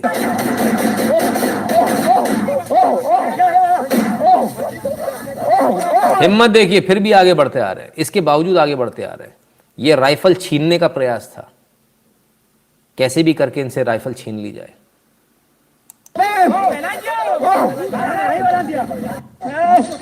अब ऐसे में ये कोई पुलिस थोड़ी है कि आप इससे छीन के भाग जाओगे, सेना है, ठोक कर गोली मारेगी। मार दिया, कोई पूछता सही किया गलत किया, हम कहते सही किया, हम हमेशा अपनी सेना के साथ रहेंगे। अब लोग पूछेंगे आपके साथ थोड़ी हुआ इसलिए, अरे हमको गोली मार दे तब भी हम कहेंगे सेना ने सही किया, हम तब भी सवाल नहीं करेंगे, तब भी सवाल नहीं करेंगे। सेना पागल नहीं होती है, सोच समझ के करती है। और सेना के आप जब एंट्री करते हो सेना के, हर जगह पासवर्ड होता है, डेली पासवर्ड चेंज होता है। पासवर्ड नहीं बोला तो गोली पड़ जाती है, ये सेना का नियम है। मैंने बचपन में अपनी आंखों अपनी कानों से सुना हुआ रात में, और अगले दिन मालूम चला था गोली मार दी क्योंकि पासवर्ड नहीं बोला सामने वाले ने। ठीक है ना, तो ये क्लियर होता है, कोई ज़्यादा दूरी नहीं थी, बहुत पास की ही बात है। ताड़ ताड़ ताड़ आवाज़ आई, अगले दिन मालूम चला, हम सब रात में समझ गए थे उड़ा दिया किसी को, सुबह मालूम चला उड़ा दिया, पासवर्ड नहीं बोला मार दिया। ऐसा होता है और सही करते हैं, यही होना चाहिए। जिसको दिक्कत है वो इस देश को छोड़ के जा सकता है, हमें आपकी ज़रूरत नहीं है। कानून आपको मानना पड़ेगा। तो जब ऐसी स्थिति आएगी तो लोग कहते हैं भाई नागालैंड में ऐसा हो गया वैसा हो गया, तो ये सच्चाई अब सामने आ गई। आप गर्दन से, खुकरी से उनका गर्दन काटने का प्रयास करोगे, आप छीनोगे पकड़कर। और हिम्मत देखिए, सेना ग्राउंड फायर करे उसके बाद भी आ गया रहे, बिल्कुल सही किया, कुछ गलत नहीं किया, कोई गलती नहीं, बिल्कुल सही। आप अगर इस तरह से आओगे तो गोली ही पड़ेगी भाई। ये तो वो सैनिक थे, मैं होता मैं भी चला देता, मैं तो हूँ ही ऐसे दिमाग का। नहीं, अपना तो खून गर्म है भाई, लोग कहते हैं ना हमारा खून गर्म है, हमारा कौन सा ठंडा है भाई, तेरा गर्म है तो हमारा बोल रहा है। हम तो चाहते हैं आओ, फिर वो वाली बात है। हर सैनिक ऐसे ही सोचता है, मेरी तरह ही सोचता है। खून किसी का ठंडा नहीं होता, उबाल मार रहा होता उबाल। सैनिक पैदा ही लड़ने के लिए होते हैं। हमको तो चाहिए कोई, तुम आओगे तुम निपट जाओगे, पाकिस्तानी आएगा पाकिस्तानी निपट जाएगा। देश के अंदर वाला पाकिस्तानी आएगा या बाहर वाला पाकिस्तानी आएगा ओरिजिनल वाला, वो देखने वाली बात होती है। जो देश के लिए खतरा होगा उसको न्यूट्रलाइज किया जाएगा। अगर वो कैलिबर आपके अंदर होना चाहिए, तब आप कुछ कर पाओगे इस देश के लिए। इसलिए मैं आप सबसे निवेदन कर रहा हूँ, खुद से जाइए, सरकार के पास जाइए, समय निकालिए, छुट्टी लीजिए एक दिन की। यदि आपकी कोई छोटी सी आप इंडस्ट्री चलाते, कोई छोटी सी आप कंपनी चलाते हैं, आप ऑटोमेशन में हैं, आप सर्किट्स बनाते हैं, जाइए पूछिए जाके, बोलिए हम आपकी मदद करने आए, फ्री में कर देंगे, हमें कोई टेंडर नहीं चाहिए भाई, फ्री में करेंगे। आप बोलो तो सही, छोटे छोटे काम पकड़िए, छोटे प्रोजेक्ट्स मिलेंगे, कीजिए, उसको देश के लिए कीजिए, नो प्रॉफिट नो लॉस पे कीजिए। हमसे कमाओ ना यार प्रॉफिट, हम दे रहे हैं ना। आप जो अपनी इंडस्ट्री चलाते हो हमसे लीजिए ना, आप कौन मना कर रहा है। लेकिन सेना का काम, इन कामों में नो प्रॉफिट नो लॉस में कीजिए इसको। इतना वादा तो कम से कम मुझे मेरे व्यूअर्स कर ही सकते हैं कि जब भी सेना का काम आएगा उसको हम नो प्रॉफिट नो लॉस में कर देंगे। कम से कम इतना तो हम कर सकते हैं, है ना। एटलीस्ट ये कर सकते हैं, अगर फ्री में नहीं दे सकते तो। ये तो हमें करना पड़ेगा बॉस, इट्स हाई टाइम। अब हमारे पास समय नहीं बचा बॉस, और हमको चल कर जाना पड़ेगा, इसमें भी चल कर जाना पड़ेगा कि मालिक हम फ्री में काम करने को तैयार है, हमसे काम करा लो, कुछ हमको भी काम दे दो। ये हमको जाकर मांगना पड़ेगा। अब समय नहीं हमारे पास, सबने मना कर दिया कुछ नहीं देंगे आपको, कोई टेक्नोलॉजी नहीं देंगे, हमें खुद डेवलप करनी है यहीं बैठकर अपने दम पर, और अपने दम पर ही इन हवाई जहाज़ों को उड़ाना है। कोई नहीं आएगा आपके रेस्क्यू के लिए, इसको याद रखिएगा। कभी उबाल में काम नहीं करते, जो ऑर्डर आएगा वही करेंगे, एज पर प्रोसीजर ही करेंगे। एकमात्र सेना है जो, अगर आप मेरे कहने पर मत जाइएगा, जाइए खुद से पता कीजिए। सारे व्यूअर्स को चैलेंज करता हूँ, जाइए विश्व में जाके पता कीजिए, अमेरिका में जाइए, यूएन में जाइए, जहाँ जाना वहाँ जाइए, वहाँ जाकर पता कीजिए और पूछिए विश्व की सबसे प्रोफेशनल सेना कौन सी है। भारतीय सेना नंबर 1 पर आती है। विश्व में सबसे पराक्रमी सैनिक कौन किस सेना का है? भारतीय सेना नंबर 1।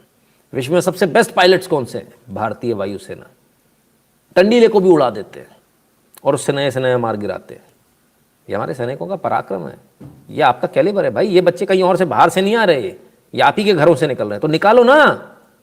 तुम उनको उल्टी सीधी चीजें पढ़ा पढ़ू के इधर उधर कहाँ भेजे दे रहे हो? ये क्या करेगा जाके आईटी फाईटी करके? क्या होने वाला है उसको? पहला प्रयास हमारा होना चाहिए, हमारा जो सबसे बेहतरीन बच्चा उसको हम सेना में भेजें।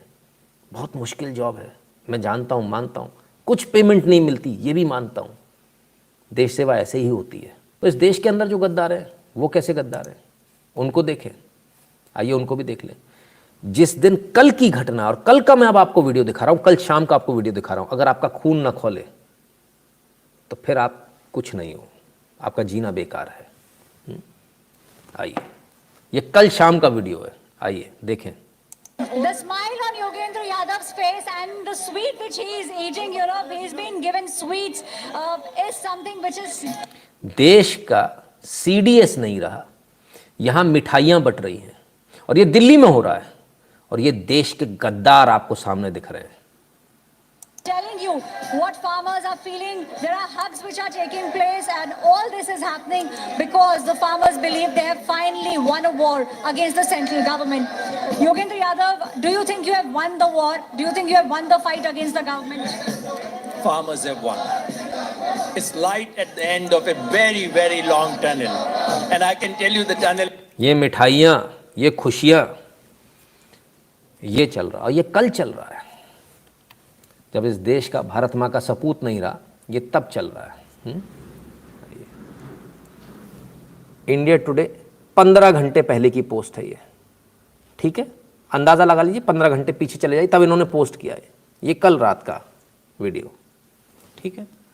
सॉरी, अभी तो मैंने इसको रिफ्रेश नहीं किया है, तो रिफ्रेश मारूंगा तब आपको सही टाइम इसका मालूम चलेगा। 16 घंटे का इसमें टाइम आ रहा है, राइट। तो अंदाज़ा लगा लीजिए किस समय की बात है। तो ये खुशियां मनाई जा रही थी उस समय जब देश का सर्वोच्च सेनापति इस देश का वजीर नहीं रहा, तब ये खुशियां मनाई जा रही। आप देखिए इस ऑपोजिशन को, देखिए ऑपोजिशन नहीं है सर। क्या मैं किसी पार्टी का हूं? नहीं, मैं प्राइमरी मेंबर भी नहीं हूं। मार्क माय वर्ड्स, मैं प्राइमरी मेंबर भी नहीं हूं। मैंने मिस्ड कॉल वाला भी नहीं, मेरा नंबर है, आप चेक कर लीजिएगा उनकी डेटाबेस में जाकर, किसी के पास भी जाकर। प्राइमरी मेंबर भी नहीं हूं। क्या आप किसी पार्टी के हैं? आप भी किसी पार्टी के नहीं हैं। या हम सब लोग किस लिए बैठे? हम सब देशभक्त हैं, हमें भक्त कहा जाता है। Yes, we are proud to be bhakt because we are not bloody traitors. हम अपनी माँ बहनें नहीं बेचते हैं तुम्हारी तरह जाकर, and we are proud to be bhakt. हम देशभक्त थे, देशभक्त हैं, और देशभक्त रहते ही वही मरना चाहेंगे, तुम्हारी तरह गद्दारों की तरह नहीं मरना चाहेंगे। ऐसा मंजर जब देश के अंदर हो, भारत माँ का लाल इस देश ने खोया हो, देश का सर्वोच्च सेनापति हमने खो दिया, और यहाँ मिठाइयाँ बट रही हैं। अरे एक दिन रुक जाते, ऐसा क्या फर्क पड़ जा रहा था? कौन है जानते हैं आप? लाल सलाम। अर्बन नक्सल इन्हीं को कहा जाता है, यूएपीए का अपराधी। मालूम क्या होता है? मैं आपको अपने घर की घटना 2 मिनट के अंदर सुना देता हूँ, वो भी इसी से संबंधित सुनाता हूँ। मेरे फूफा जी नहीं रहे, तमाम सारे लोग आए एक एक करके, सभी बड़े बड़े लोग, कोई फ्लाइट से आ रहा है, कोई कैसे आ रहा है ना, कोई बड़ी बड़ी गाड़ियों से आ रहा है, बड़े, क्योंकि अच्छे रईस ख़ानदान से हूँ तो एक से एक बड़ी बड़ी गाड़ियों से लोग आ रहे थे। जीजा जी आए, सबकी गाड़ियाँ फीकी, लाल बत्ती लगी हुई, मेजर साहब उतरे, ठकाठक सलूट पड़े, उनके पहले एक गाड़ी, उनके पीछे एक गाड़ी, उनका दरवाज़ा खोलने के लिए अर्दली तुरंत पूरी ड्रेस में, वाइट ग्लव्स पहन के, वाइट सॉक्स पहनकर, सबका मुंह उतर गया। कलेक्टर साहब का भी मुंह उतर गया। कलेक्टर साहब, सेक्रेटरी साहब, हमारे घर के ही लोग सारे, मतलब साहब बोल रहा हूँ उनको, तो मेरे घर के मेरे जो कज़न्स हैं सबके मुंह उतर गए। जो आन बान शान, जैसे वो फौजी खड़ा होता है ना सामने आके, सबकी धुल जाती है, कुछ नहीं बचता। ये तो मैंने अपने घर में देखा है। तो वो जो कड़कपन होता है, वो जो सीना तान कर जो आदमी खड़ा होता है, मालूम क्यों खड़ा होता है? वो इसलिए खड़ा होता है क्योंकि उसके अंदर वो कुव्वत होती है, उसने देश को इतना दिया होता है, अपना खून पसीना दिया होता है। इसलिए हम लोग उतनी ताकत से नहीं खड़े हो पाते। इसलिए मेरी आपसे रिक्वेस्ट है, बतौर सिविलियन भी हमने प्रयास करना, हम देश को क्या दे सके, सीना तान कर खड़े हो सके दुनिया के सामने, और दुनिया देखकर कहे वो आ गया। जब एक घर परिवार की शादियों में भी जब कोई घर में फौज में होता है ना, जब वो आता है तो बब्बर शेर आता हुआ दिखता अलग से, वो बब्बर शेर आता हुआ दिखता, भले ही वो किसी भी ड्रेस में ना भी हो तो भी बब्बर शेर अलग से दिख जाता, आ गया। ये जलवा है। वो जलवा आपको आईटी फाइटी वाले में नहीं मिलेगा, वो कंधे झुके हुए, पैसे कितने भी कमा ले, वो जलवा हो ही नहीं सकता साहब, है ना। वो रिस्पेक्ट मिल ही नहीं सकती, कितना भी पैसा कमा लो कुछ नहीं होगा। अब सुबह हो गई, बैठक हुई, ये हुआ वो हुआ। 378 दिनों के बाद, भाई 365 से पहले तो वैसे ही कानून वापस हो गए, चलो कोई बात नहीं। फिलहाल स्थगित हुआ किसान आंदोलन। 11 दिसंबर को होगी घर वापसी। अच्छा, 11 दिसंबर को घर वापसी होगी, 11 दिसंबर को जाएंगे साहब। चलो भाई, अच्छी बात है। किसान आंदोलन खत्म करने का हुआ ऐलान, 11 दिसंबर से दिल्ली बॉर्डर से वापस लौटेंगे आंदोलनकारी। 11 दिसंबर से। अबे ये क्या हो गया, बीच में कौन आ गया? अरे ये तो बहुत ऊंची चीज़ निकला, ये तो बीच में बैठ गया, इसको भी जो किधर गया? ओ ताऊ ये रख कोने में। ओ ले, ये तो फ्रंट पेज था ना। ना पूरे टाइम तो तूने मेरे से गालियां खाई ना, तेरे को साइड में कर दिया भाई, ये क्या हो गया? ओ ना ना ना, बहुत बुरा हुआ भाई। फ्रंट फेस कोई और बन गया भैया, सेंटर में कोई और आ गए। खैर बहरहाल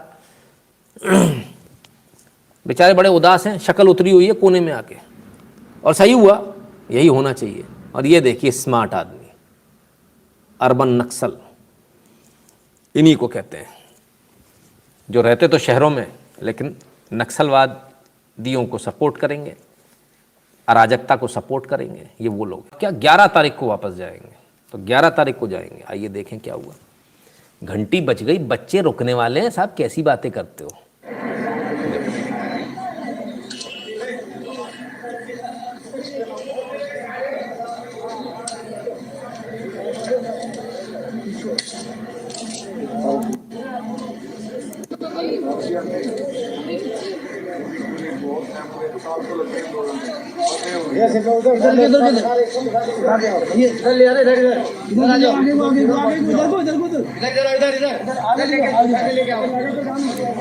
लो भैया, घंटी बज गई तो बच्चे कहाँ रुकने वाले, बच्चे दौड़ लिए, अपने बैग उठाया और भाग लिए घर की तरफ।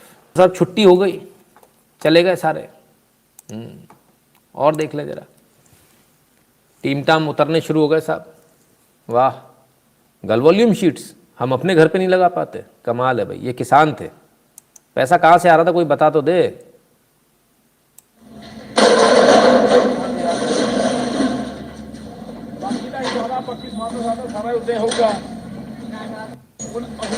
ये तो कह रहे थे 11 को जाएंगे, लोग तो अभी भाग लिए। 11 को जाने के लिए कोई बचेगा या सारे चले जाएंगे पहले ही? बड़ी आफत है, समझ में नहीं आता। खैर अब ये हुआ क्या, कहते सरकार ने सारी मांगे मान ली, ये कर लिया। सरकार ने तो बिल वापस ले लिया, जो होना था वो सरकारें पहले ही कर चुकी थी। अब मामला का अटक गया, मामला अटक गया ईगो पे कि हटे तो हटे कैसे, जाएं तो जाएं कैसे। तो सोचिए, ये वो किसान के नाम पर आंदोलन जीवी जो थे, वो किसानों के नाम पे जो नौटंकी कर रहे थे, इनको कभी प्रधानमंत्री ने कहा था आप आइए बात कीजिए, तब ये नखरे कर रहे थे ना, क्या कहते हैं, नखरे मार रहे थे तब ये। कृषि मंत्री ने बुलाया, बार बार बुलाया, नहीं आ रहे थे। बाद में कहते हमें बुलाओ, हमें बुलाओ, हमें बुलाओ। कानून वापस हो गए, सरकार ने कहा आप काय को बुलाना है, बोले नहीं हमें बुलाओ, हमें बुलाओ, हमें। फिर आखिर में मालिक प्लीज बुला लो। ये देश के वो गद्दार हैं जिनकी झूठी ईगो, भैया कैसे भी बुला लो, एक बार हमको जाना है, बस हमको कैसे भी बुला लो, हमको बस पुचकार लो कैसे भी करके, ठीक है भैया, नो कागज पत्र तो आ जाओ ना, उसमें स्टैंप तो लगी हो। अच्छा ले भाई, स्टैंप लगी है क्या? ना, स्टैंप तो लगी नहीं। लेटर हेड किसका मालूम ही नहीं है, पता ही नहीं किसका लेटर हेड है भाई साहब। नीचे साइन है, कौन है ये मालूम नहीं, क्या पद है मालूम नहीं, साइन मिल गया। तो एक झुंझुना चाहिए था इनको, भैया कुछ दे दो हमको कागज, हमको दिखाने के लिए तो हम दिखा पाए। तो बस वो कागज दे दिया इन्होंने, ले भैया ले जाओ, ठीक है। कुछ नहीं है इसके अंदर। बिजली के बिल के लिए पहले ही बोल चुके भाई, बिजली के बिल के लिए स्टेक होल्डर से बात करेंगे, वही बात दोबारा लिखी है। पराली के मुद्दे पर पहले ही बोल दिया, कानून पारित हो गया, 14-15 में क्रिमिनल लाइबिलिटी को मुक्त कर दिया गया है, ठीक है, जेल वाले उसको, ठीक है। एमएसपी पर पहले ही बोल दिया था, पहले दिन ही बोल दिया था एमएसपी पर कमेटी बनेगी, वही बोला है दोबारा यहाँ। जहाँ तक कि किसान आंदोलन के वक्त केसों के सवाल है, यूपी, उत्तराखंड, हिमाचल प्रदेश, मध्य प्रदेश और हरियाणा सरकार ने इसके लिए पूर्णतः सहमति दी है। तत्काल प्रभाव से आंदोलन संबंधित केसों को वापस ले लिया जाएगा। ये पहले, ये राज्य सरकार को करना था, पहले ही कर चुकी थी, भाई दिक्कत कहाँ है। किसान आंदोलन भारत विभाग और एजेंसी द्वारा दिल्ली सहित सभी संघ के क्षेत्र आंदोलनकारियों समर्थकों को बनाए गए आंदोलन संबंधित सभी केस को तत्काल प्रभाव से वापस लेने की सहमति है। भारत सरकार अन्य राज्यों से अपील करेगी, राज्यों से अपील करके उनसे वापस ले लेवाना। तो ये तो इसमें तो कोई बात ही नहीं। मुआवजे की जहाँ तक सवाल है, इसके लिए भी हरियाणा और यूपी सरकार ने सैद्धांतिक सहमति दे दी है, बात ही खत्म हो गई। अब इनका क्या कहना है, इनको चाहिए था एक झुंझुना। बेचारे पिट तो गए थे बुरी तरह से, कुछ समझ नहीं आ रहा था, सरकार ने कानून वापस ले लिया, करे तो करें क्या। तो एक झुंझुना चाहिए था, मतलब स्थिति होती मालिक कुछ तो लिख दो, चिट्ठी दे दो, कुछ भी कर दो, बस कैसे भी बुला लो, बैठा लो, बस बुला लो, एक बार बुला लो, हम जा रहे हैं, एक बार बस दिखाने को तो हो जाए, घर जाए तो लुगाई को मुंह दिखा पाए। तो मारेगी तो पराया के चक्कर में पड़ा था वहाँ। तो पराया आंदोलन अब खत्म हुआ भाई फाइनली, और घर पहुंच गए। किसको गया है ये लेटर, किसको एड्रेस है मालूम नहीं, प्रिय महोदय को। लेटर किसने लिखा मालूम नहीं। आप सोचिए कितनी जल्दी में थे, कितनी जल्दी में थे किसान आंदोलनकारी कहना गलत होगा, पराया आंदोलनकारी कितनी जल्दी में थे, कितनी हबड़ तबड़ में थे, बस कैसे भी करके कुछ तो दे दो हाथ में, कुछ भी लिख दो हमको, तो हम ये कम से कम लहराते हुए लगे हम जीत गए, हम जीत गए, हम जीत गए। लूजर्स, तुमसे बुरी तरह तो कोई हारा ही नहीं, इसमें तो कुछ है ही नहीं। ये तो सरकार पहले दिन से कह रही थी, सरकार आज भी कह रही है। वही किसी ने भी लिख के, कोई बाबू ने साइन करके पकड़ा दिया, लूजर्स लेके चले गए। बड़ी बड़ी बातें, ना मोदी बुलाओ, मोदी की जुत्ती ना बुलाए तुमको, मोदी बुलाए। अब कहते जनवरी में फिर से आएंगे। सारा प्रपंच मालूम क्या है, उत्तर प्रदेश और जो पंजाब के चुनाव है, बस तब तक का ब्लैकमेल है। टिकैत फंस गया इस सब में, उसको पे प्रेशर था भाई वापस नहीं लेना, बेचारे को वापस लेना पड़ा। साइड लाइन कर दिया कोने में, तू कोने में बैठ। रोज टीवी पे आता था बेचारा, दाल रोटी चली गई उसकी, बोले झट कोने में बैठ। अब बेचारा कोने में जाके बैठ गया। नो मतलब चुप ही हूं मैं, कहाँ बोल रहा। क्या लूजर्स हो यार, क्या बुरी हालत है इनकी, बेचारे। ये तो पहले दिन ही मान जाते ना, इतनी बुरी हालत नहीं होती, पहले दिन मान लेते, पर नहीं मानेंगे ना, तब दादागिरी करनी थी। बाद में इस पर आ गए, बस कुछ तो दे दो, एक बार बुला लो मालिक। आपको जानकर अगर जो लोग के कॉन्टैक्ट्स हैं वो एक बार पता कर लें, मुलाकात के लिए जैक लगाई गई थी, सिफारिश लगाई गई थी कि बुला लो, इस काम के लिए सिफारिश लगाई गई थी, जैक लगाई गई थी कि सर एक बार बुला लो। सरकार ने कहा तो वापस होगा, अब क्या करना, बोले नहीं सर प्लीज एक बार बुला लो सर। अंदर गए, किससे मिले मालूम नहीं, 5 लोग गए, 5 लोग मिलाए, बस हो गया काम, मिल गए। हाँ, अब मिठाई बांट लो, खा लो, क्योंकि किसान तो छोड़ के ही चले गए थे। सबको समझ में आया, इनका जनाधार जो था वो पूरा खिसक गया था, सारे किसान इनके अगेंस्ट हो चुके थे। किसानों ने बोला, बोले जो इनके साथ आ भी गए थे गुमराह होकर वो भी चले गए थे, बोले अब तो बिल वापस हो गया, अब तो ज़बरदस्ती वाली बात है, फालतू की बात है, आप ज़बरदस्ती ब्लैकमेल कर रहे हो हमारे नाम से। किसान वापस चल दिए थे, इनका जनाधार हो गया था 0। तो अब करे तो करे क्या? तो कैसे भी करके बस हमको बुला लो, इसके लिए सिफारिश लगाई गई, जैक लगाई गई, इससे उससे कहलवाया गया। भाई साहब ये स्थिति इन विचारों की। खैर कोई बात नहीं। तो खैर ये नाटक नौटंकी पराया आंदोलन अल्टीमेटली खत्म हुआ, है ना। दारू की पेटियों वाला आंदोलन खत्म हुआ। आंदोलन जीवियों की जो रोटी चल रही थी वो भी बंद हुई। लेकिन अफसोस, पुन्नू ते नुन्नू ते टुन्नू, खालिस्तान तो कोई बना ही नहीं। उसका क्या हुआ? अबे नुन्नू, तू सबका पैसा खा गया, ISI का खा गया है, लोगों से जो इकट्ठा किया वहाँ, जो लोकल कौम की बात है उनका भी खा गया, सबका पैसा। तू तो कौम का गद्दार निकला यार, तू तो 1 नंबर का हरामखोर निकला, शुद्ध हिंदी में कहें तो। इतना खतरनाक आदमी, सबका पैसा खा गया उल्लू बना के। वाह रे वाह, व्यापार हो तो तेरे जैसा। बेटा ध्यान रखना, पब्लिक बहुत टेढ़ी है, दौड़ा दौड़ा के मारेगी। आगे देखें और दूसरी न्यूज़ पर आते हैं। Supreme Court refuses to interfere with Bombay High Court order granting Sudha Bharadwaj bail. धीरे धीरे करके सारे अर्बन नक्सली बाहर हो रहे हैं। उधर आपको आंदोलन में फंसाया, उधर सरकार को ब्लैकमेल किया अर्बन नक्सली, उधर अर्बन ने सरकार को ब्लैकमेल किया, केस वापस ले लिए, इधर इनको भी जमानत मिल गई। आज ये छूट गई, टेढ़े मुंह वाली। तो सुधा जी आज छूट गई, बड़ी खुश थी आज, करके हंसती हुई। अच्छा, इनके मुंह भी बड़े आड़े टेढ़े होते हैं। कौन है सुधा भारद्वाज को जो लोग नहीं जानते? Bhima Koregaon case, activist Sudha Bharadwaj, she is not activist, urban Naxal कह लें, held under UAPA walks out after 3 years in jail. 3 साल जेल के बाद बाहर आ गई, छूट कर आ गई। इन्फ्लेमेटरी स्पीच दी थी, फलान कर दो, ढिकान कर दो, ऐसा कर दो, इसको मार देंगे, उसको मार देंगे, कानून नहीं मानेंगे। कानून की बात करने वाले ये अर्बन नक्सली जो रोज जेल में सड़ते हैं, ये बता रहे हैं। आज छूट गई, बड़ी खुश थी आज। छूट कैसे गई आखिर? बड़ी बात तो ये है। पहले जरा इसको समझ ले, छूट कैसे गई। इस पूरे मैटर में हुआ क्या? इस पूरे मैटर में ये हुआ कि जब ये केस गया तो जिस कोर्ट ने कॉग्निजेंस लिया, उस कोर्ट ने जिसने कॉग्निजेंस लिया, उसमें जिसने लिया वो ADJ, मतलब आप समझिए एडिशनल डिस्ट्रिक्ट जज और स्पेशल जज, दोनों की एक ही ग्रेड होती है, एक ही होता है, सिर्फ एक नाम होता है, एक डेजिग्नेट, एक पर्टिकुलर काम के लिए उसे स्पेशल जज बनाया जाता है, वही होता है, उसको स्पेशल जज बनाया जाता है। जैसे कैसे समझिए, जो ADJ नॉर्मल है वही CBI कोर्ट में भी आएगा, तो स्पेशल CBI कोर्ट उसको कहा जाएगा, उसे स्पेशल CBI जज कहा जाएगा। स्पेशल जज का उसको तमगा मिल जाएगा, वो एक सिर्फ नाम का फ़र्क होता है। तो उन्होंने कहा कि भाई जो चार्जशीट है वो टाइम पर फाइल नहीं हुई। बोले टाइम पर कैसे नहीं फाइल हुई? चार्जशीट तो टाइम पर फाइल हुई थी। बोले नहीं, वो जिसने लिया था वो जो था वो स्पेशल जज नहीं था, वो ADJ था। तो बोले ADJ था, उसमें क्या फ़र्क पड़ने वाला, दोनों बात तो बराबर है।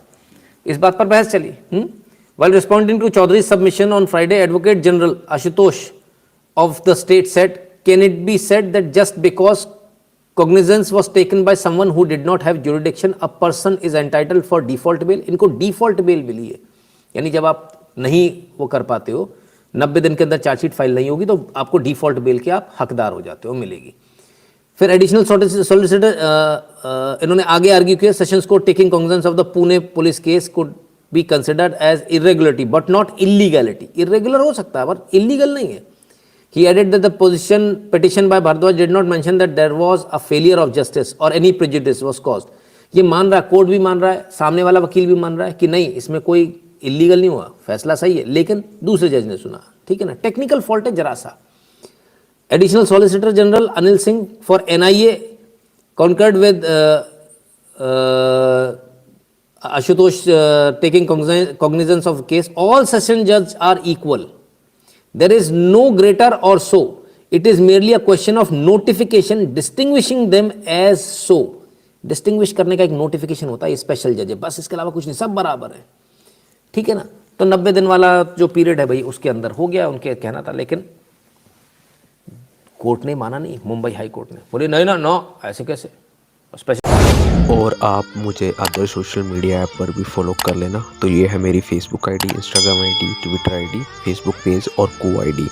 आप इन आईडीज़ को कॉपी करके मुझे फॉलो कर लेना। जज को सुनना था, इसने कैसे, सचिन जज ने कैसे सुन लिया? नहीं नहीं नहीं नहीं, ये टेक्निकल फॉल्ट है, बहुत बड़ा फॉल्ट है, इसके लिए हम तुम्हारी बात नहीं मानेंगे।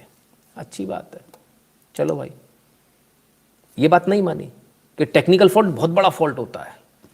अब इसी केस में, सेम इसी केस में एक और फॉल्ट हुआ। इन्होंने जो एप्लीकेशन लगाई, डिफॉल्ट बेल की जो एप्लीकेशन लगाई, वो प्री मैच्योर थी। 90 दिन से पहले वो लग ही नहीं सकती।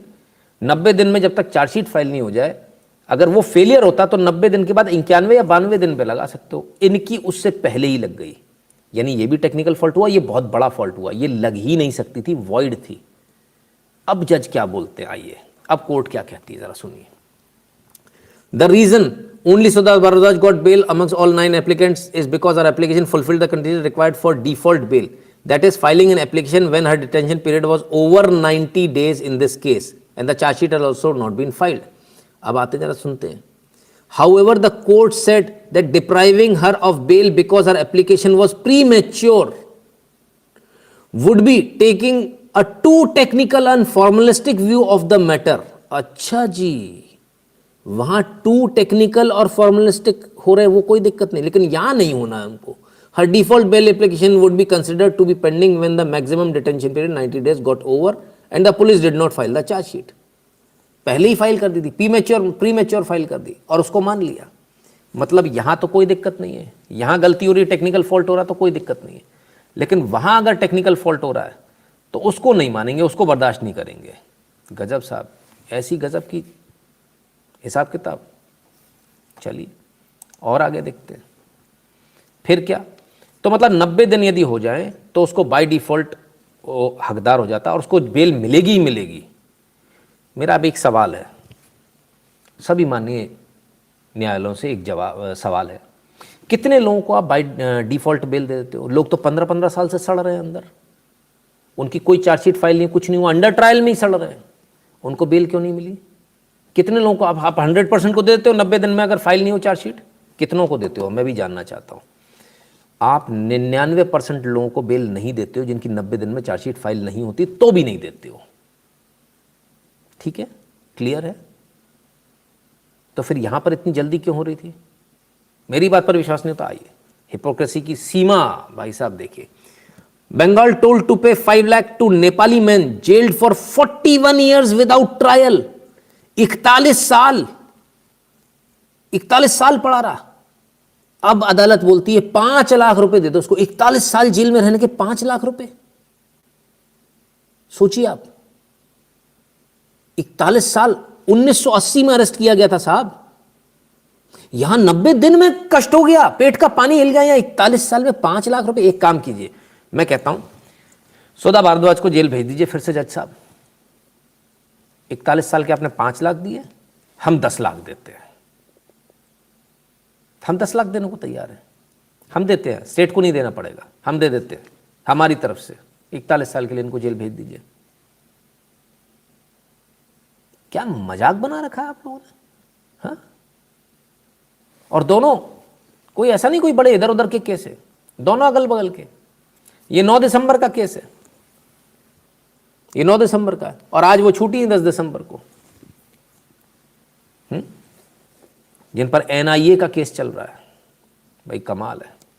आई think all courts are full of corrupt होनी चाहिए। 90 दिन में चार्जशीट फाइल होनी चाहिए, नहीं हुई तो बेल मिलेगी मिलेगी, जिसको देनी है पर्टिकुलर उसके लिए।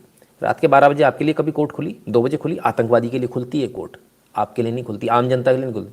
होना क्या चाहिए? होना चाहिए जो टैक्स पेयर है, जो ईमानदार आदमी है, जो प्रतिष्ठित व्यक्ति है, उसके लिए खुलनी चाहिए रात के 2 बजे। कि पुलिस पकड़ने आ गई, भैया इसको लेकर आओ, साहब मैं टैक्स पेयर हूँ, मैं सालाना इतना टैक्स भरता हूँ, हाँ भाई ठीक है इसके लिए कोर्ट खुलो। लेकिन ये नहीं, टैक्स पेयर के लिए नहीं, जो हराम में रह रहे, हराम में खा रहे हैं, जो आतंकवादी हैं, उनके लिए खुल रही है रात के 2 बजे, आपके लिए नहीं खुल रही है। 90 दिन का, 90 दिन मेरे पेट का पानी हिलता रहे बाबा, इसको दे दो बेल। 41 साल जेल में डाले रहे विदाउट एनी ट्रायल, 5 लाख रुपए। हम कहते जज साहब आप चले जाओ 41 साल के लिए जेल, 15 लाख देंगे। ये न्याय है क्या? इसको न्याय बोला जाता है? कमाल है साहब, बड़ा आफत है। और सिर्फ मैं नहीं कह रहा हूँ, आइए कोर्ट्स की हालत क्या है।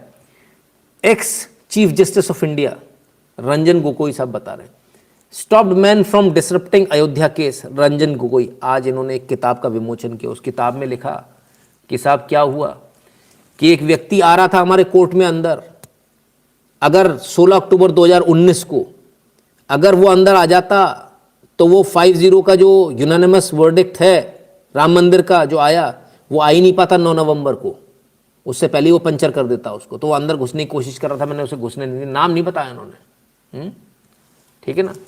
His objective was not well intended. He had he been able to gain entry to the courtroom, the proceedings would have been effected and the case may have had to be adjourned. But I will never reveal his identity. ये स्थिति है साहब। Chief justice of India ये मान रहे हैं, यदि ये आ जाता कोर्ट में, यदि इसको अंदर आने देता मैं कोर्ट में, तो ये लंका लगा देता, ये आगे बढ़ने ही नहीं देता केस को, केस में कभी वर्डिक्ट आ ही नहीं पाता, ये रायता फैला के चला जाता। बताइए।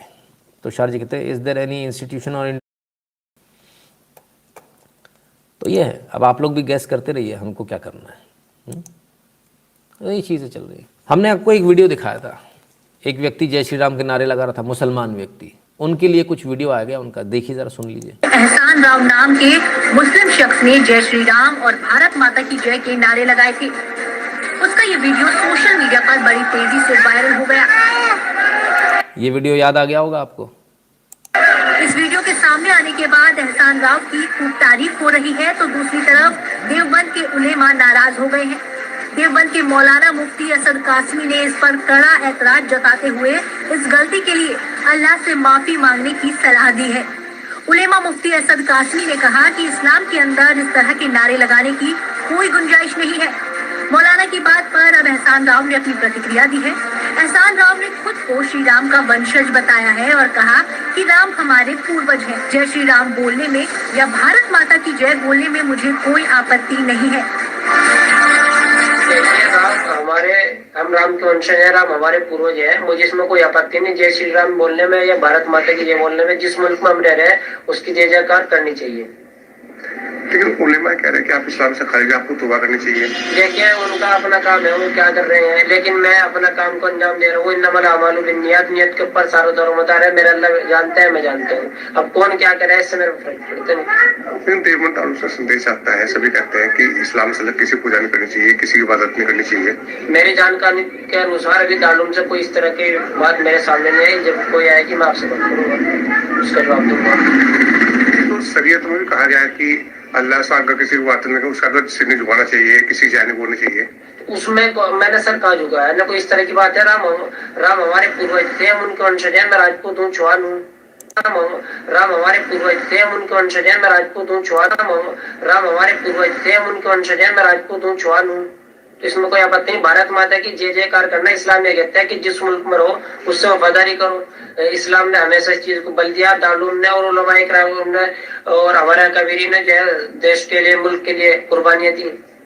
एक 2% लोग हैं जो जय भीम बोलते हैं, जय लो ये बोलते हैं और जय चंद्र सिंह बोलते हैं, उसमें कोई आपत्ति नहीं। श्री राम में क्या आपत्ति है? राम जो है करोड़ों लोगों के आस्था है, प्रेम का नारा है जय श्री राम। एहसान राव का कहना है कि जिस मुल्क में हम रह रहे हैं उसकी जय जयकार करनी चाहिए। बता दें, केंद्रीय गृह मंत्री अमित शाह सहारनपुर में मां शाकुंभरी विश्वविद्यालय के शिलान्यास कार्यक्रम में पहुंचे थे। तो साहब स्पष्ट रूप से उन्होंने कह दिया, जब जय भीम बोल सकते, सब बोल सकते, तो जय श्री राम क्यों नहीं बोल सकते? सही बात है। अगर किसी ने जय श्री राम का नाम, जय भीम लगाओ, जय मीम लगाओ, कोई दिक्कत नहीं, वहां जय बोल सकते हो, भारत माता की जय नहीं बोल सकते, जय श्री राम नहीं बोल सकते, जो उनके पूर्वज हैं, उनके वंशज है। इन्हीं स्थितियों के कारण क्या हो रहा है, थाने पहुंचकर असलम बोला हिंदू बनूंगा जिहादी नहीं। कानपुर शिया वक्फ बोर्ड के पूर्व चेयरमैन वसीम रिजवी के हिंदू धर्म अपनाने के बाद शहर में भी ऐसा ही मामला सामने आया है। मंगलवार को खून से लथपथ असलम कर्नलगंज थाने पहुंचा और बोला वह हिंदू बनेगा, जिहादी नहीं बनना चाहता। इस बात से नाराज होकर पड़ोसियों से पीटा है। वहीं माँ फातिमा का कहना है कि बेटा मानसिक रूप से कमजोर है। भैया अब तो मानसिक रूप से कमजोर हो ही जाएगा। लोगों को समझ में आ रहा है, बोले जिहादी नहीं बनना, मुझे इंसान रहना भैया। तब क्या करे बेचारा। तो ये चीज़ें हैं, सबके सामने आ रही हैं, धीरे धीरे लोग समझदार हो रहे हैं, लोगों को समझ में आ रहा है कि क्या हो रहा है, क्या करना है उन्हें, कहाँ तक इसको दबाएंगे, कहाँ तक इसको छुपाएंगे। मुझे तो नहीं लगता कि इस तरह से गाली देकर, धमकी देकर ये सब काम चलेगा। लोग छोड़ रहे हैं धीरे धीरे। वो जो आते ना कंकंग की गुगा, लोग तंग हो गए, लोग छोड़ रहे हैं, बोले भैया तुम अपना कंकंग की गुगा खेलते रहो, हमको तुम्हारे साथ कंकंग की गुगा नहीं खेलना है। समझदार लोग हैं, सभ्य लोग हैं, जीना जानते हैं। जिंदगी जीने का मतलब कंकंग की गुगा नहीं होता। आइए आगे चलते और न्यूज़ देख लें। Kolkata, CBI arrest Vikas Mishra, brother of Trinamool Congress youth wing leader Vinay Mishra, accused in illegal coal smuggling case. He was arrested at a private hospital where he is undergoing treatment. लो भाई साहब, कोल स्मगलिंग भी कर रहे हैं बैठ के। सीबीआई ने पकड़ लिया विनय मिश्रा जी को। पंडित जी काय मट्टी कुटवा रहे हो सारे पंडितन की, है चोरी चकारी करने लगे, चोरी करने लगे। कोयले की दलाली में हाथ काले होते हैं ना। पंडित जी सुना नहीं था कभी? ला अच्छा भला चंदन का तिलक लगाने को मिलता है, कमबख्त ससुरे तुमको काला मुंह करने को मिला। ऐसी हालत, इतनी बुरी, भीख मांगो कटोरा लेके भाई, ऐसी हालत हो रही है। चोरी चकारी में आ गए हैं। मिश्रा हटाओ अपने नाम के आगे से, ब्राह्मणों को बदनाम कोई ना करे। हटाप चोर चकार चोटे बेईमान। ये और देखें जरा, मिश्रा जी पकड़े गए। पाकिस्तान से राजू के खाते में 50 बार आई आतंकी फंडिंग की रकम। राजू को चढ़ाओ, फांसी चढ़ाओ राजू को। कितने लोग सहमत है? वासिम सब बता दो, चढ़ाएं इसको कि नहीं चढ़ाएं? चढ़ा दो। अब देखते हैं जरा, अंदर आ जाएं। पाकिस्तान से राजू खान, ये बाबा रे बाबा गड़बड़ हो गई। राजू खान के खाते में 50 बार आतंकी फंडिंग की रकम आई। इनमें सर्वाधिक बार 15 लाख और 10 लाख की राशि भी कराची से डाली गई थी। आतंकी फंडिंग का काम मामला था साहब। 2013 में ये पकड़े गए थे, लेकिन ये फरार था, भाग लिया था, नाम बदल लिया इसने, सब कुछ हो गया, लेकिन फिर पकड़ा गया। ठीक है ना, पकड़ा गया और अब जाकर इसको पकड़ में आए। राजू सुन के सब खुश हो गए। हमने कहा फांसी चढ़ा तो सारे खुश हो गए। फिर देखा राजू खान निकला। देश के साथ जो भी गद्दारी करे, चाहे वो मिश्रा हो चाहे खान हो, उसकी सज़ा एक ही होनी चाहिए। इसमें कोई रियायत नहीं होनी चाहिए। ठीक है, क्लियर है, सबको क्लियर होना चाहिए। ठीक, अब देखिए ट्रेन के अंदर ऐसे ही संदिग्ध व्यक्ति पकड़ा और उसका नतीजा देखिए क्या होता है। अगर जनता जागरूक हो रही है, कितनी ज़बरदस्त जागरूक हो रही है, काबिले तारीफ है ये वीडियो लेने का। भाई कोई बात, अपने कोच में जाइए ना, अपने कोच भाई साहब मैं आपको इतना पूछ रहा हूँ। भाई वो कोच में टीटी नहीं रहता तो मैं काम करता। तो वहाँ कोचिंग में टीटी आप हमारी बात सुनोगे भाई साहब? बोलिए भाई। ये आप अपने कोच में जाइए, अपने काम से काम रखिए। टीटी साहब बोल रहे हैं, आगे सुनिए। मंसूर शेख का आधार कार्ड बता रहा है लड़का, लड़के की उम्र 14 साल है और आधार कार्ड में बता रहा है 31 साल, 32 साल। अच्छा, ये आदमी विदाउट टिकट है, विदाउट आधार कार्ड है कच्छ एक्सप्रेस में। ठीक है, तो आप उसमें क्या मंसूर सेठ, बच्चे की उम्र 14 साल, मंसूर सेठ की 31, वो आधार कार्ड बता रहा, कह रहा मेरा है। करोगे आप? ए भाई साहब देखो, पुलिस को बुला लेता हूँ। हाँ बुलाओ, वही तो हम बोल रहा हूँ, आरपीएफ वाले को बुलाओ। कोई बुलाओ ना। आप आरपीएफ वाले को बुला ही नहीं रहे हो। हमको जो शंका है वो आप शंका का निवारण तो करो। उनको बुलाओ ना, पुलिस वाले को। भाई पुलिस वाले को बुला टक्कर दे दे कि जिसका कोच में है उसके पास। भाई साहब ये इनके पास टिकट ही नहीं है, ये कोई कोच का आदमी नहीं है। मैं नहीं, ये कोई कोच का आदमी टिकट ही नहीं है। ये अभी यहीं बैठे थे, उनको उठा के लेके आया हूँ मैं। सबूत क्या बोल रहे हो? हमारे को ऐसे फंसा के क्या मतलब है आपको? ये आधार कार्ड किसका है? आप उसको बोलिए, मुझे तेरे साथ था के नहीं था वो? साथ में आया, तेरे साथ था के नहीं था? उसका क्या है नहीं है, मुझे क्या मालूम? मुझे क्या तेरे को टिकट साथ में है और तेरे को मालूम नहीं वो आदमी कहाँ का है? बांग्लादेशी है कि हिंदुस्तानी, वो भी झारखंडी भाषा बोल रहा है तो झारखंड का रहेगा। ये आधार कार्ड कहाँ का है? तो आधार कार्ड कहाँ का उसको ही मालूम। ये इसका आधार कार्ड है, उसको ही मालूम रहेगा। गलत आधार कार्ड लेके तुम घूम रहे हो। उसको समझाओ, किसको समझाओ? तेरे साथ टिकट है इसका, बड़ोदरा था, तेरे साथ था वो। ऐसे ही किसी को लेके आएगा? जिंदगी बर्बाद कर दो। जिंदगी क्या बर्बाद करेंगे? मैटर देंगे जल्दी। जिंदगी क्या बर्बाद करेंगे? हमारा क्या हम टिकट कर रहे हैं। कोई ने कहीं नहीं, तू जल्दी आओ। हम जिधर से बात, कोई ने कहते घूम रहा है तो हमारा तो आधार कार्ड है ना। ये तेरे साथ है ना? किसके साथ है? भेज दीजिए। वही तो हम आपको पहले से बोल रहे हैं, आरपीएफ को बुलाओ। आप आरपीएफ को बुला नहीं रहे हो, आपको डर है क्या इनसे? अरे भाई मैं क्या, मेरे पास सब है, मेरे क्या दिखाइए। दिखाइए। देखिए। हाँ हाँ, एक मिनट, एक मिनट, हाथ तो छोड़िए। हाँ भाई लो ना, तो मैं आप क्यों डरूंगा, मैं अपना काम कर रहा हूँ। मैं तो क्यों डर जब जाऊंगा? आपको बोला कि इनका पेनल्टी बनाओ, पेनल्टी? आरपीएफ वाले को बुलाओ, तब तो आप बोल रहे थे कि उस नाम क्या है तेरा? अब्दुल कलाम। क्या नाम है? नीचे कर, नीचे कर, नीचे कर, ये नीचे कर। नीचे कर। क्या नाम है तेरा? अब्दुल कलाम। और तू किसका आधार कार्ड लेके घूम रहा है? मनसुख सेठ का, अब्दुल कलाम मनसुख सेठ का आधार कार्ड लेके घूम रहा है, उसके टिकट पे घूमने के मूड में। ये आधार कार्ड भी फर्जी होगा भाई। मेरा सैल्यूट यहां से उन सारे लोगों को जो इस पूरी मुहिम में शामिल थे। आप सबने जबरदस्त काम किया। ये वीडियो इन तक जरूर पहुंचा देना भैया, बहुत शानदार काम किया आप लोगों ने, शाबाश। और हम सबको इनसे सबक लेना चाहिए। जागरूक रहेंगे तभी ये बम धमाके होने बंद होंगे, नहीं तो फिर शुरू हो जाएंगे। जहां गड़बड़ दिखे वहां अड़ जाइए और लड़ जाइए, चाहे सामने कोई भी खड़ा हो, ठीक है ना। खैर लोग इतने जागरूक हो रहे हैं, लेकिन पापा की परियां, अरे ये ससुरी जागरूक ही नहीं हो सकती। शाहीन बाग रेप के सोशल मीडिया के जरिए फैजान से मिली थी शाहीन बाग की युवती, अब उसका हुआ रेप। ले भैया मिल ली, फिर कहती मैं उससे दोस्ती हो गई, उसने इंटरनेट पे मुलाकात हुई, फिर दोनों से दोस्ती हो गई, फिर उसने फ़ोन करके बातें करी, फिर उसने बोला कि मेरे से मिलने आ जाओ, फिर उसने नशीला पदार्थ खिलाओ कि मेरे साथ में ऐसा ऐसा किया, फिर उसकी वीडियो बना ली, फिर उसने कई बार किया, फिर मेरा वो भी करा दिया, कई बार एबॉर्शन भी करा दिया, फलान हो गया ढिकान हो गया। वाह पापा वाह, और वाह मेरी छमिया मम्मियों, ठुमके लगाने वाली छमिया मम्मियों, तुम्हारा जलवा है भाई। बेटी की फिल्में बन के घूम रही हैं, साइट पे अपलोड हो रही हैं, बेटी के अबॉर्शन हो रहे हैं, 5-5 इनको खबर ही नहीं है, अब वो थाने में घूम रही है। दुनिया जागरूक हो जाए, मजा लिए जागरूक हो जाए। इन्हें तो शाहरुख खान चाहिए, इन्हें तो इनके तो सपने से ही बाहर नहीं आ पा रहे, क्या बोले। बड़ी बुरी स्थिति है साहब। आइए, खैर सिर्फ वहाँ नहीं साहब, आग तो कहीं और भी लगी हुई है। लालू के बेटे तेजस्वी यादव ने की ईसाई लड़की से सगाई, सामने आई ये फोटो। लालू यादव बहुत गुस्सा है, भयंकर गुस्सा है। हम कहते काहे गुस्सा हो भैया, पीलार है, पीलार हो गया, क्या दिक्कत है, ईसाई लड़की से कर ली, कोनो बात नहीं। अब भैया करी तो भैया बेचारा मंदिर में जाके हिंदू रीति रिवाज से करे सगाई तो ठीक है, कोई बात नहीं, सफ़ेद कपड़े पहन के भी कर लेगा, उसमें क्या दिक्कत है, फिर लड़का उधर चला जाएगा, उसमें क्या है।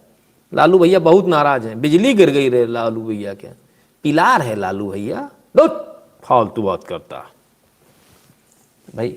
लालू यादव क्या बिजली गिर गई भाई, ठीक है, गरम खून है जवानी का, हो गया। अलतों से अलतियाँ हो आती है, होता है उन्हें आती अला दें, बताओ। और आगे चलते हैं, देश में कुछ तरक्की हो रही कि नहीं, हो रही है। नैनो यूरिया के प्रयोग से बचाएंगे भूमि और जल प्रदूषण। तो जो पहले जो यूरिया आ रहा था उसकी जगह लिक्विड यूरिया आ गया साहब, नैनो यूरिया। इसकी क्या खासियत है, 500 ml की बोतल यानी 500 मिलीलीटर, आधे लीटर की बोतल से करेगी 1 बोरा यूरिया के बराबर काम। 1 बोरा यूरिया के बराबर पानी में मिलाओ और इसको पूरे में छिड़काव कर दो। नैनो यूरिया, इसमें नैनो नाइट्रोजन पार्टिकल्स होते हैं, जिसकी वजह से यूरिया से ज़्यादा बेहतर काम करती है और ज़मीन को ख़राब नहीं करती है ये नैनो यूरिया। इससे किसानों की मेहनत भी कम हो जाएगी, ठीक है ना, और उत्पादन भी इससे ज़्यादा होगा। सूक्ष्म पोषक तत्व डालकर बढ़ाए गेहूं की पैदावार। तो ये नैनो यूरिया, नया यूरिया आ रहा है, इससे भी काफ़ी फ़ायदा हो रहा है। तो हर तरफ, चारों तरफ तरक्की हो रही, बस कुछ लोगों को दिखती नहीं भाई। जिसकी बात हम बात कर रहे थे कि जब पूरी दुनिया जब शोक मना रही थी, तब वो फ़ोटो शूट कर रहा था, अपना फ़ोटो अपलोड कर रहा था। ये रहे, आइए। Virat Kohli refuses to step down, BCCI cracks whip, opts for proven leader in Rohit Sharma. ले भैया, कहा तुम रिजाइन कर दो, तुम कैप्टनसी छोड़ दो, बोले ना मैं ना छोड़ूंगा, मैंने लोगाई ने मना कर दिया, मेरी लात मार के हटा दिया। फिर उसके बाद लात मार के हटा दिया, रे रोहित शर्मा को बना दिया। बताओ, बड़ा अन्याय हो रहा है साहब, बहुत सही हुआ, बहुत सही हुआ। आपको क्या लगता है, सही हुआ नहीं हुआ, बता दीजिएगा। अगर आप भी मेरी ही तरह डिजिटल पेमेंट्स पर, ऑनलाइन पर, इन सब चीज़ों, ऑनलाइन शॉपिंग पर, इन पर विश्वास करते हैं, इन पर जोर देते हैं, तो थोड़ा सावधान हो जाइए, सावधानी के साथ काम कीजिए। एक ज़रा इस वीडियो को देखिए, किस प्रकार से धोखाधड़ी कर रही है फार्मेसी कंपनियां।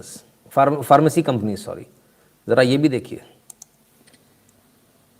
नमस्कार दोस्तों, ये फार्मेसी कंपनी मेडिसिन के लिए मैंने अभी कुछ देर पहले ये ऑर्डर किया था मेडिसिन कुछ, आप देख सकते हो,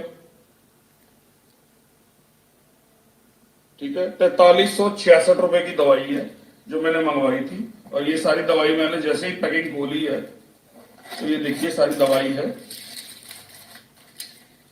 और इसमें एक ये पैकिंग निकली थी जो मैंने 2 बॉटल ऑर्डर की थी। इन कंपनियों का हाल देखिए कि लेस पे नाम पे लोगों के साथ क्या हो रहा है। ये देखिए एक ही तरह की 2 मेडिसिन है, एक ही नाम की 2 बॉटल है थायरॉक्स, एक की पैकिंग देखिए, दूसरे के पैकिंग का कलर देखिए, इसकी डेट ऑफ बर्थ जो एक्सपायरी है वो देखिए, और ये जो मुझे दूसरा भेजा गया है इसकी एक्सपायरी देखिए। अगर ये 11वें मंथ को ये एक्सपायर हो चुकी है और ये दिसंबर मंथ आज 8 तारीख है, और ये लोग मुझे ये दवाई भेज रहे हैं। इन केस मेरे साथ कोई मिस हैपनिंग हो जाती है तो इसका जिम्मेदार कौन है? और जैसे ही मैंने इनके हेल्पलाइन पे बात की है तो इनकी हेल्पलाइन वाले मुझे बोल रहे हैं कि मैं आपको 50 रुपए आपके अकाउंट में डाल देती हूँ। मेरी जान की कीमत, या मुझे कोई प्रॉब्लम होती है तो उसकी कीमत 50 रुपए ये बोल रहे हैं। ये है इन बड़ी कंपनियों का हाल। भैया दवाई मंगवाएं तो ज़रा ध्यान से बैच नंबर जो लिखा है बिल पर वही है या नहीं चेक कर लीजिए, उसकी एक्सपायरी कब है इसको बहुत ध्यान से देख लीजिए। ऐसा ना हो कि ऑनलाइन मंगवाएं, छूट के चक्कर में मंगवाएं, किसी भी चक्कर में मंगवाएं और आपको नुकसान हो जाए। इस बात का विशेष ध्यान रखिएगा। जो अपने को फिक्सिंग कहाँ करनी, ज़रा इसको समझ लीजिए। Balakrishna's Akhanda continues to create magic at box office, inches closer to 100 crore. भैया इस मूवी को, अखंड मूवी को ध्यान से देख लेना, बड़ी मज़ेदार मूवी है। इसका छोटा सा ट्रेलर देखा, officer you are your Hindu, my Hindu is different. अरे शानदार है भाई। इस मूवी को जिसने नहीं देखा ना, मतलब आपने कुछ नहीं देखा। इसको भाई, इसको देखना शुरू करो भाई, आनंद आ जाएगा आपको, मज़ेदार है। अखंड मूवी किसकी? बालकृष्ण की। आपको ऑनलाइन भी मिल जाएगी, देखने जाना देखने भी जा सकते हो, बड़ा शानदार है। मैं दिखा इसलिए नहीं रहा हूँ ट्रेलर को क्योंकि वो पता चला कि मेरे कोई लंका लगा दे। अब मैं छोटा आदमी हूँ, ये बड़े लोग हैं भाई साहब, ही मतलब बड़े बड़े प्रोडक्शन हाउसेज हैं, पता चला मेरा ही चैनल उड़ा दे इस चक्कर में, है ना। तो भाई ऐसी जिस पर भी प्रहार किया हमें नहीं मालूम। हमारे तो हिंदू धर्म के लिए भाई त्रिशूल लेके आदमी खड़ा है भाई, त्रिपुंड लगा के खड़ा, बस खेल हो गया भाई हमारे। रुद्राक्ष पहन के भगवा, अब दिखना ही बंद हो गया। Colour blind, we are colour blind भाई साहब, है ना। लोग कहते भक्त, हम कहते हम ब्लाइंड, अंधे, अंध भक्त। हाँ, हमको जैसे ही दिखता, हमको भगवा दिखती, त्रिशूल दिखती, हम पागल हो जाती, हमको फिल्म देखने का मांगती बाबा। इस संडे को भाई अपन भी पिक्चर देखने जाएंगे, बड़े दिनों से देखी नहीं, अगर लगी होगी आसपास तो देख लेंगे। ठीक है ना बॉस, पूरे पैसे देके ईमानदारी के साथ। आप सबका बहुत बहुत धन्यवाद, आप सबने अपना कीमती समय दिया इसके लिए। और देशद्रोहियों के लिए हम इसी प्रकार से रोज इनकी लंका लगाते रहेंगे, डंका बजाते रहेंगे। बहुत बहुत धन्यवाद अवनीश कश्यप जी, आपका भी बहुत बहुत धन्यवाद। कल मिलते हैं फिर बहुत सारी खबरों के साथ, बहुत सारे एनालिसिस के साथ। तब तक के लिए क्या करना है? स्वस्थ रहना, मस्त रहना, हंसते खेलते रहना है। बहुत बहुत धन्यवाद।